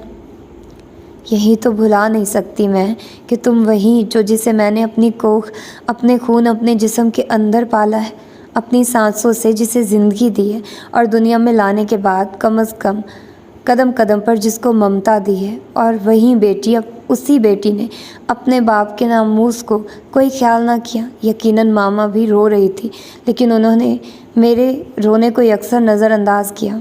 यहाँ इस तरह रोकर अपना वक्त बर्बाद करने से बेहतर है कि तुम चली जाओ वापस उस जगह जिसको तुम अपना घर समझती होगी और जो कि तुम्हारा घर कभी बन ही नहीं सकता। वो खड़ी हो गई और सफाक लहजे में बोली, मामा, इतनी जालिम तो नहीं बने मामा। मैं वही वंजा हूँ मामा, आपकी वंजा, बाबा की वंजा, वंजा नदीम। मामा, मेरा घर ये भी तो है, या फिर क्या इस घर ने भी मुझे पराया कर दिया है, मुझे धुतकार दिया है? मैं सिसक रही थी। इस घर ने नहीं, तुमने इस घर को धुतकारा है। अब ना ये घर तुम्हारा और ना तुम पहले वाली वंजा। अब तुम वंजा जुल्फ़कार बन चुकी हो। तुमने हर रिश्ते के तकद्दुस को पामाल किया है। तुमने मुझसे मेरा भाई, मेरा देवर, मेरे शौहर का बेहतरीन दोस्त छीना है वंजा। तुमने ना सिर्फ मुझे बल्कि अपने मुर्दा बाप की रूह को भी दुख पहुँचाया है। अक्सर ख्वाब में वो मुझे रोते हुए नज़र आते हैं। और क्या ये चलन सिखाया था तुम्हें? तुम्हारे वालिदैन ने, हमारी परवरिश ने? मामा के लहजे की सफाकी उनके आंसुओं पर हावी थी। चली जाओ यहाँ से वंजा, चली जाओ, और फिर कभी आके अपनी मजबूर, बेबस और अकेली माँ का इम्तिहान मत लेना। चली जाओ यहाँ से। ये कहती हुई वो अपने कमरे में गई और दरवाज़ा अंदर से बंद कर लिया। और मैं कितनी देर रोते रहने के बाद वहाँ से निकल आई। मुझसे गाड़ी चलाई ना जा रही थी। ज़हन शल हो रहा था। आंखों के आगे कहीं बेरंग से दायरे घूम रहे थे। मैंने घर जाकर गाड़ी रोक दी और स्टीयरिंग व्हील के ऊपर अपना सर रख के देर तक रोती रही। उसी वक्त जुल्फ़ी घर आए थे। हाँ, मैंने जुल्फ़कार से मोहब्बत करके गलती की। हाँ, मैं उसके काबिल ना थी। हाँ, मैंने उससे मोहब्बत की जुर्रत करके बहुत बड़ा गुनाह कर लिया। लेकिन मैं आज भी उससे मोहब्बत करती हूँ और शायद हमेशा करती रहूँगी। मैं उसकी मोहब्बत में जान भी दे सकती हूँ। मैं उसकी मोहब्बत में तन्हा हो चुकी हूँ, अकेली, बिल्कुल अकेली। वंजा, बच्चों की तरह बिहेव मत किया करो। अपने क्लिनिक से वापस घर आया तो तुम्हें मौजूद ना पाया। फरहाना भाभी को फ़ोन किया तो उन्होंने बताया कि तुम उनसे मिलने गई थी। वो मुझे पकड़कर अंदर घर में लाए। तुम समझती हो कि किसी को तुम्हारी फ़िक्र, तुम्हारी परेशानी नहीं, और चूँकि तुम किसी की ज़िम्मेदारी नहीं तो तुम्हारी भी किसी की तरफ कोई ज़िम्मेदारी नहीं है ना? वो गुस्से में थे। मैंने भी उन्हीं के से लहजे में कहा, ज़िम्मेदारी और मोहब्बत में बहुत फ़र्क होता है। वो तमस्खुरानापन से हंसे और मेरी बात का जवाब सोचने लगे। नहीं कर सकता मैं खुद को मजबूर तुमसे मोहब्बत करने के लिए, जिस तरह खुद को तुमसे शादी करने पर मजबूर किया। नहीं कर सकता दोबारा उसे मजबूर। तुम ये क्यों चाहती हो कि दुनिया भर के लोग सिर्फ तुम्हारे ही इशारे पर चलें? जो तुम चाहो, जो तुम कहो वो हो जाए। क्यों तुम कायनात को अपनी बोतल का जिन बनाना चाहती हो? क्यों तुम हर इंसान को हुक्म मेरे आका कहकर अपने सामने झुकाना चाहती हो? نہیں چاہتی میں کسی سے بھی کچھ، نہ ماما سے، نہ آپ سے، اور نہ اپنی قسمت سے۔ جو کچھ بھی مجھے ملا ہے وہی بہت ہے۔ یہ احسان ہی سب کا بہت ہے مجھ پر، مجھے کسی اور احسان کی طلب نہیں۔ اور اگر آپ کو مجھ سے محبت نہیں تو چھوڑ دینا مجھے میرے حال پر۔ کیوں بار بار مجھے واپس اسی محرومی کی دنیا میں گھسیٹ لاتے ہیں؟ تلاش کرنے دینا مجھے میرا وجود، جینے دینا مجھے میرے حال پر۔ میں چیخ چیخ کے کہہ رہی تھی، میرے اندر کا لاوا پھٹنے کو مچل رہا تھا، آنسو متواتر بہہ رہے تھے۔ میرا کوئی واسطہ نہیں اس دنیا سے۔ جس سے محبت کی وہی میری محبت کو سمجھ نہ پایا، اس کے گھر کو اپنا گھر بنایا تو سبھی اپنے روٹ گئے، اور اس گھر نے بھی مجھے دھتکار دیا۔ جب اس بھری دنیا تمام لوگوں سے میرا واسطہ ہی نہیں تو جانے دے مجھے کسی اور دنیا میں۔ اور پھر پتہ نہیں مجھے کیا ہو گیا، دماغ کی شریانیں گویا پھٹنے لگی، ذہن بھائے بھائے کرنے لگا، اپنا وزن مجھے گھٹتا ہوا محسوس ہوا، اور پل میں ہی اس موجودہ دنیا سے جیسے لا تعلق ہو گئی۔ نروس بریک ڈاؤن ہوا ہے، اور ایسی سچویشن میں مریض کی جان جانے کا بھی خطرہ ہوتا ہے۔ اب آپ کو بہت محتاط ہونے کی ضرورت ہے۔ کوئی بات، کوئی کام، کوئی بھی چیز ایسی نہ ہو جس سے مریضہ دل برداشتہ ہو۔ ان کی خوراک، نیند، سکون، اور سب سے بڑھ کر ان کی ذہنی حالت کا خیال رکھنا پڑے گا۔ ڈاکٹر ذوالفقار، آپ خود ایک ڈاکٹر ہیں، لیکن آپ چند دنوں کے لیے سرجن سے سائیکیٹرسٹ بن جائیں اور اپنی وائف کا بہتر سے بہتر طور پر خیال رکھیں۔ ادھیڑ عمر ڈاکٹر زلفی سے باتوں میں مصروف تھا، اور میں نیم بے ہوشی کے عالم میں سب سننے اور سمجھنے کی کوشش کر رہی تھی۔ ڈاکٹر پھر میرے بیڈ کی طرف آیا، میرے ہاتھ میں لگی ڈرپ کی رفتار کچھ کم کی، اور میری رگوں میں جاتے ہوئے ان قطروں نے میری رگوں میں ہلکا سا دباؤ ڈالا۔ میں نے آنکھیں کھول کے ارد گرد کے ماحول کا جائزہ لیا۔ میں غالباً کسی ہسپتال کے ICU میں تھی۔ نیورو الٹرا ساؤنڈ کی مشین میرے دماغ سے جڑی اسکرین پر لکیریں بنائے جا رہی تھی۔ ہاں تو مسز ذوالفقار، اب کیسا محسوس کر رہی ہیں آپ؟ ڈاکٹر نے مسکرا کے کہا۔ اس نے میرا BP اور ہارٹ بیٹ چیک کی۔ آپ بھی تو ڈاکٹر ہیں، اور آپ ہی کم ہمتی کا مظاہرہ کر رہی ہیں۔ دیکھیے، زندگی اونچ نیچ پر ہی مبنی ہوتی ہے، اور پھر زندگی کو فیس کرنا ہی بہادر لوگوں کا کام ہے۔ ڈاکٹر نے گویا نصیحت کی۔ وہ پھر زلفی سے گویا ہوا۔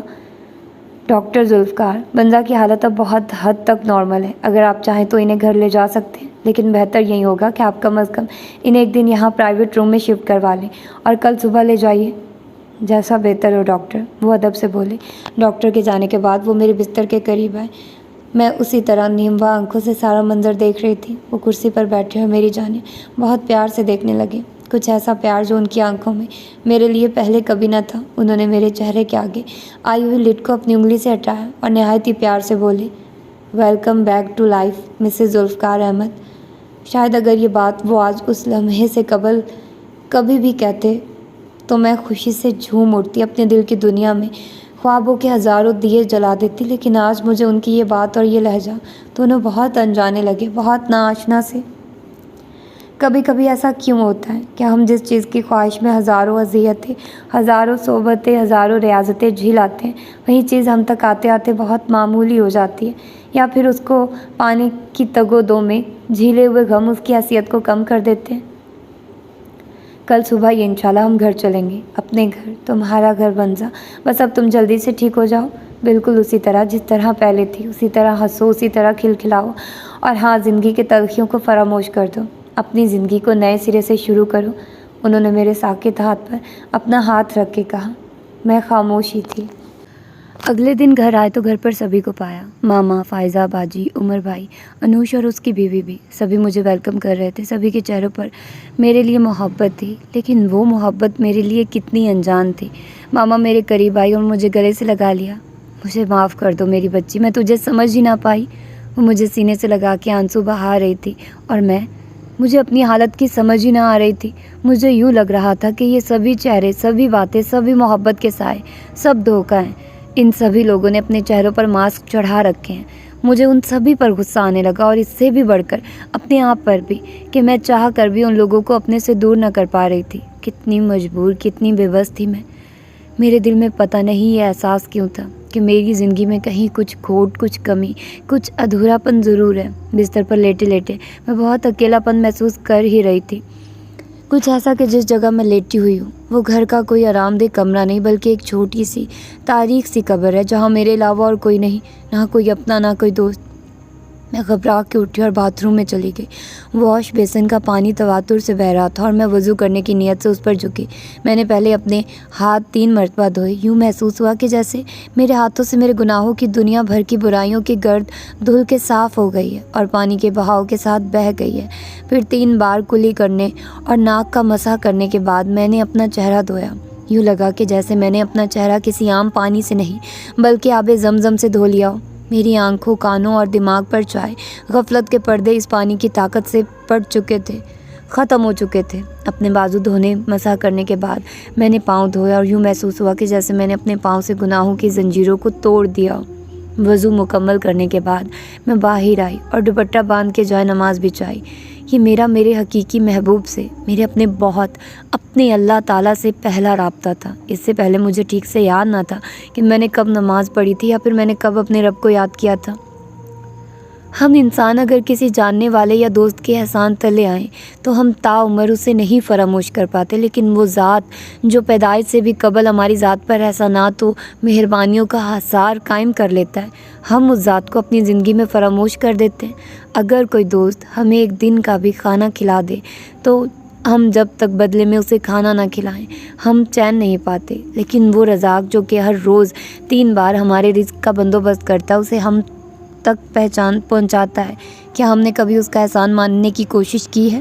ہم انسان جو کہ زندگی کی الجھنوں، پریشانیوں سے گھبرا کے اپنی قسمت کو دوشی ٹھہراتے ہیں، کیا ہم نے کبھی اپنے گناہوں کی تلافی کی ہے؟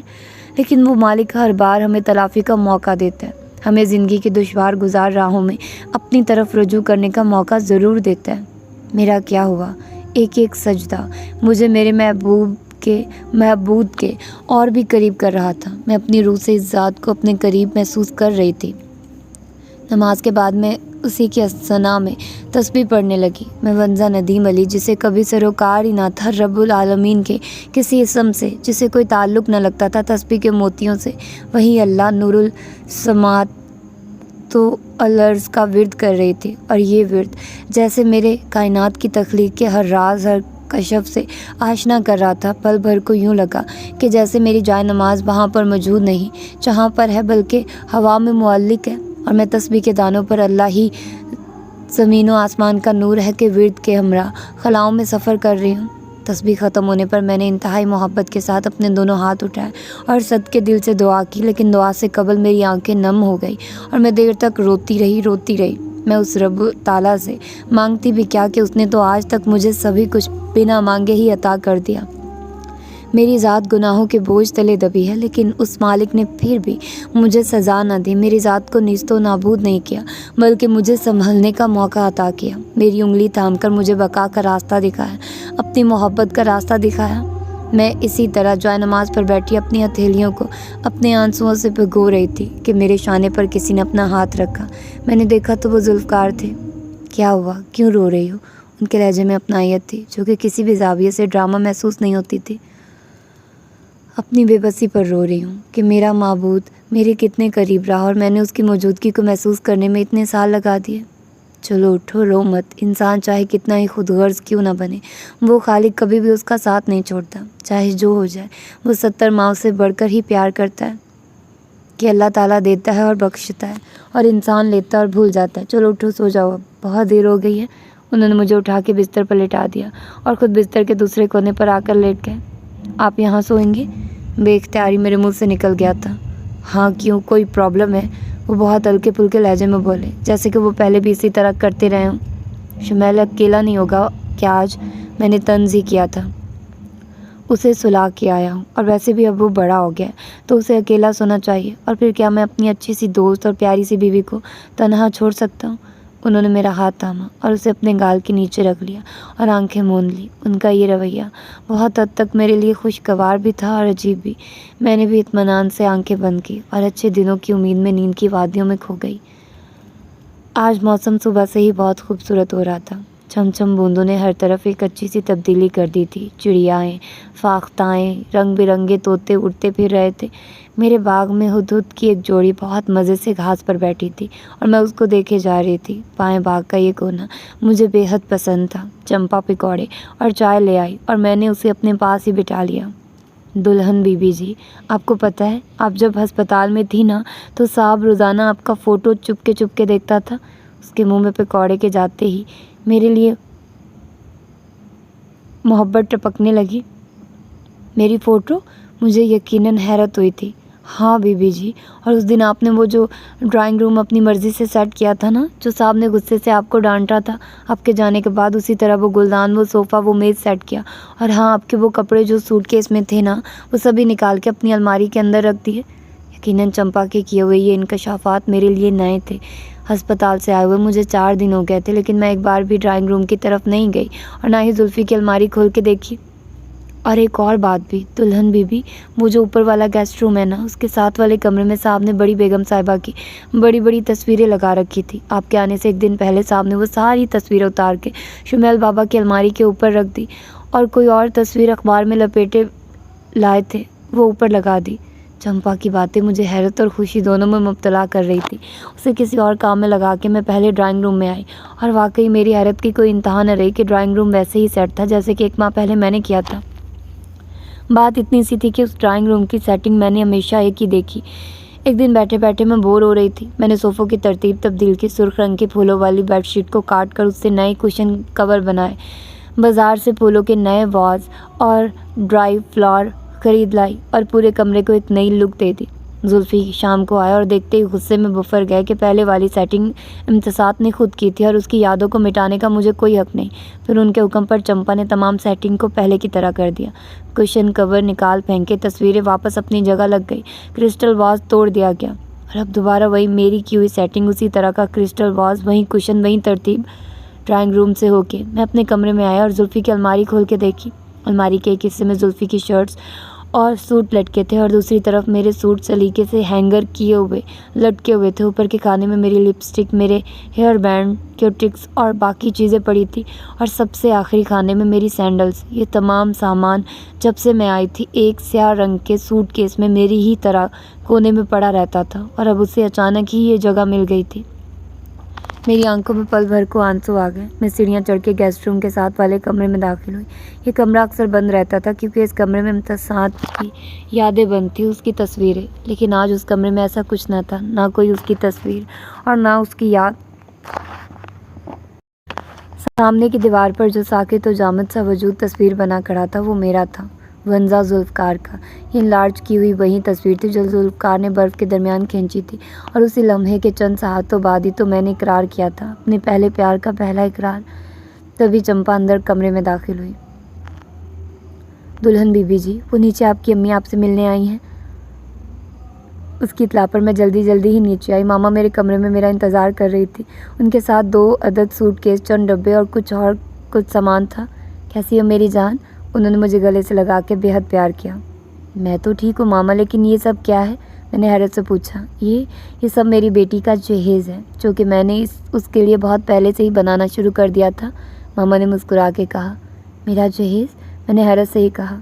हाँ वंजा, ये तमाम चीज़ें जो एक माँ ने अपनी बेटी के लिए उसके बचपन से इकट्ठी कर रखी थी, लेकिन वो बदनसीब माँ उसे शादी पर दे ही ना पाई, महज चंद बेतुकी बातों पर नाराज़ होके। उनका लहजा अफसरदा था। मामा, मैंने उन्हें रोका। हाँ वंजा, कितनी खुदगर्ज हो गई थी ना मैं सब।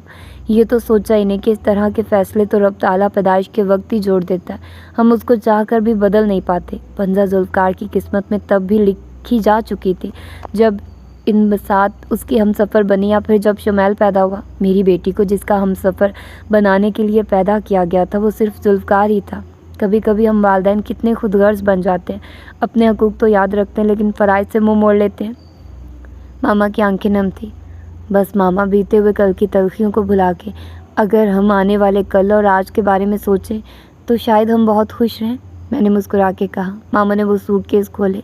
कितने सारे रंग बिरंगी सजे बने गोटे वाले जोड़े, जरी के काम वाले सूट, बनारसी साड़ियाँ, कढ़ाइयों वाले कपड़े, किरण वाले दुपट्टे। मामा, ये सब आपने कब किया? मैं उठा के देख रही थी और खुश हो रही थी। फ़ायज़ा का जहेज़ बनाते वक्त तुम्हारा भी साथ साथ ही बनाती गई वंजा। ये कपड़े हैं, उन बड़े डब्बों में बर्तन और छोटे डब्बों में जूते, चूड़ियाँ वगैरह, कराकरी, कटलरी, ग्लास, मग और चंद ज़रूरी चीज़ें। इलेक्ट्रिक का कुछ सामान अभी घर पर पड़ा है, उठवा लेना। और हाँ बेटा, ये तुम्हारी जेवर। मैंने हैरान होकर उन्हें देखा। اپنی ماں کی طرف سے دی ہوئی چیزیں ہر بیٹی کو لینا پڑتی ہیں، چاہے اسے کوئی ضرورت ہو یا نہ ہو۔ ماما کے کہنے پر میں نے وہ دونوں سیٹ لے کر رکھ لیے۔ بیٹا اب اپنے گھر کی ہو گئی ہو تم، ذمہ داری آ گئی ہے تم پر اس گھر کی، زلفی بھائی کی اور ایک چھوٹے سے بچے کی بھی۔ مجھے پورا یقین ہے کہ میری بیٹی ایک اچھی بیوی اور اچھی ماں ثابت ہو پائے گی، بس ضرورت ہے کچھ حوصلے کی، برداشت کی، اور مجھے امید ہے کہ تم صبر اور حوصلے سے کام لوگے۔ ماما ایک اچھی ماں کی طرح میرے سپرد اپنی تہذیب کر رہی تھی اور میں ان کے گھٹنوں پر لیٹی اپنی خوش قسمتی پر اپنے رب کی شکر گزار ہو رہی تھی۔ فون کی گھنٹی کافی دیر سے بج رہی تھی اور چمپا شاید کہیں سوئی ہوئی ہوگی، اس لیے اٹھا ہی نہیں رہی تھی۔ آخر مجھے اپنے آرام دہ بستر کو چھوڑ کے فون تک آنا ہی پڑا۔ ہیلو ونزا، دوسری طرف زلفی ہی تھے۔ کیسی ہو، سو تو نہیں رہی تھی؟ جی نہیں، بس لیٹی ہوئی تھی، میں نے اطمینان سے جواب دیا۔ اچھا ایسا کرو، شام کو تیار رہنا، ہم ڈنر پر جائیں گے، انہوں نے مطلع کیا۔ ڈنر پر کیوں؟ یہ غیر متوقع اطلاع ہی تھی۔ کیوں کیا آپ بھی ہر کسی کی طرح بھول گئی ہیں کہ آج ہماری شادی کی سالگرہ ہے؟ آج سے ٹھیک 1 سال پہلے آپ ونزا ذوالفقار بنی تھی، ہماری بنی تھی۔ وہ بہت پیار سے بولے۔ میں ان کے اس انداز پر حیران ہی تھی۔ کیا یہ بھی ڈرامہ تھا، اداکاری تھی، فریب تھا، دھوکہ تھا، یہ کیا تھا؟ شمیل کو اسکول کے بعد میں شار کے پاس چھوڑاؤں گا، تم ٹھیک 6 بجے تیار رہنا، اور ہاں کوئی بنارسی ساڑی بھی پہننا، کسی نازک سی جولری کے ساتھ، انہوں نے سرگوشیانہ سے انداز میں کہا۔ میں بے اختیاری مسکرا دی۔ آج یقیناً مجھے یاد نہ رہا تھا کہ میری شادی کی سالگرہ ہے، کس طرح بھول گئی تھی میں یہ دن۔ میں نے ماما کے دیا ہوا سامان نکال کے دیکھا، اس میں 2 بنارسی ساڑیاں تھیں، ایک سبز رنگ کے بارڈر والی اور دوسری ریڈ اور اورنج کے کمبینیشن پر۔ میں نے ریڈ والی ساڑی نکالی، اسے چمپا سے پریس کروایا، ماما کے دیے ہوئے جولری سیٹ میں سے ایک سرخ نگوں والا سیٹ نکالا۔ شام کو میں وقت سے بہت پہلے ہی تیار تھی۔ میں نے اپنے بال کھول کے پہلی بار تفصیل سے میک اپ کیا، زیور پہنے اور زلفی کا انتظار کرنے لگی۔ وہ بھی 6 بجے سے کچھ پہلے ہی پہنچ گئے، ہاتھ میں سرخ گلابوں کا بکے پکڑے ہوئے میری طرف بہت گہری آنکھوں سے دیکھنے لگے۔ کیا دیکھ رہے ہیں؟ میں جھم گئی۔ اپنی تکمیل کے احساس کو دیکھ رہا ہوں، کتنا مکمل ہو گیا ہوں نا میں پھر سے۔ میں بنجر دل، یہ پیار کی بارش کتنی پیاری لگتی ہے نا۔ وہ مجھے اپنے دونوں ہاتھوں میں تھام کے بولے۔ میرے چہرے پر شرم کے کتنے ہی سائے رقصہ تھے۔ چلے مسز، وہ قدرے قریب آ گئے۔ چلے، میں بہت دور چلی گئی، وہ مسکرا دیے۔ ایک بات پوچھو زلفی؟ گاڑی میں بیٹھتے ہی میں نے کہا۔ وہ مسکرائے۔ آپ کی یہ محبت، یہ بدلا ہوا رویہ کہیں یہ وقتی تو نہیں، یا پھر میرے لیے ہمدردی تو نہیں؟ زلفی میں آپ کی نفرت پھر برداشت نہیں کر پاؤں گی۔ میرے اندر ایک ڈر تھا اسے دوبارہ کھو دینے کا۔ پاگل لڑکی، مجھے تم سے کبھی نفرت نہیں تھی، بس میں تو اپنے آپ کو وقت دے رہا تھا، اپنے دل کو سمجھا رہا تھا، اسے نئے حالات کا عادی بنا رہا تھا۔ تم نے تو میری مردہ زندگی میں روح پھونکی ہے، میری منتشر سانسوں کو یکجا کیا، انہیں سمیٹا۔ کتنا بکھر گیا تھا میں محبت کو کھو کر، لیکن تمہاری والہانہ چاہت نے مجھے جینے کا ایک نیا رخ دیا۔ تم نے دیکھا نہیں کہ تمہیں میرے ساتھ میرے گھر نے اور شمیل نے بھی قبول کر لیا ہے؟ اچھا، میں نم آنکھوں سے مسکرا دی۔ تو کیا وہ رہ سکتا تھا اتنے دن اپنی بیسٹ فرینڈ سے دور؟ انہوں نے بھی مسکرا کے کہا۔ انہوں نے ٹیپ آن کیا۔ مہر علی شاہ کا کلام گونجا۔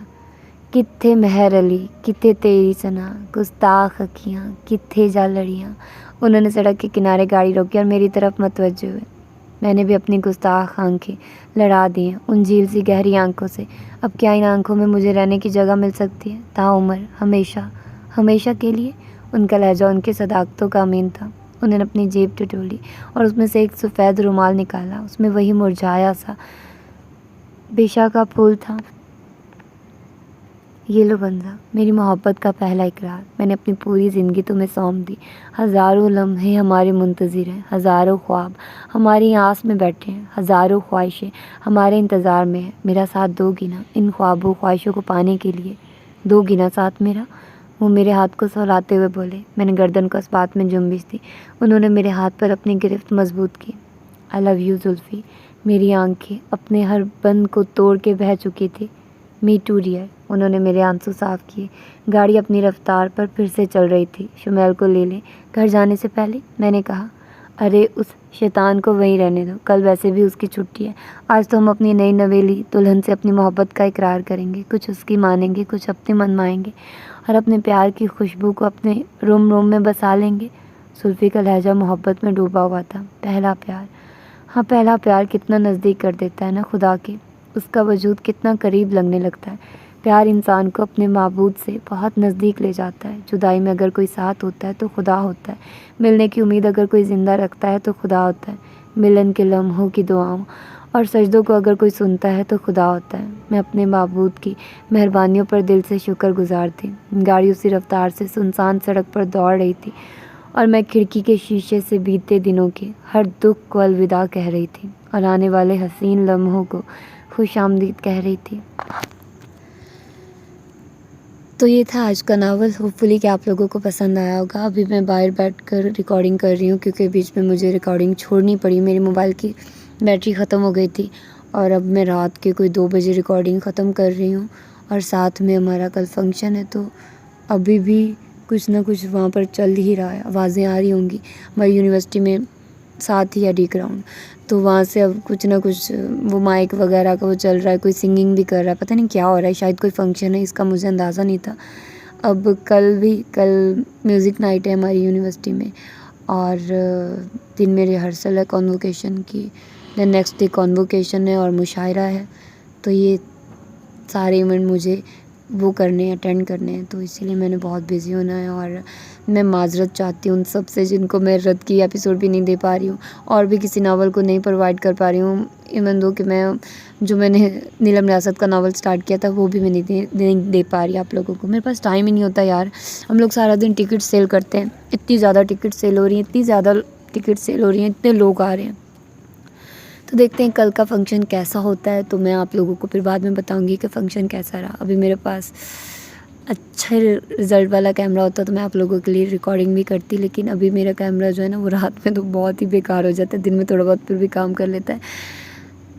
تو خیر ملتے ہیں پھر. ہو سکتا ہے کہ انشاءاللہ اگلا جو فنکشن ہوگا, ہماری کانووکیشن مارچ میں بھی آئے گی. ایک ہماری نہیں ہوگی لیکن کانووکیشن آئے گی, تب بھی ہمارا ایونٹ ہوگا. تو تب دیکھتے ہیں کہ تب کیا ہوتا ہے. اپنا ڈھیر سارا خیال رکھیے گا, مجھے دعا میں یاد رکھیے گا. اللہ حافظ.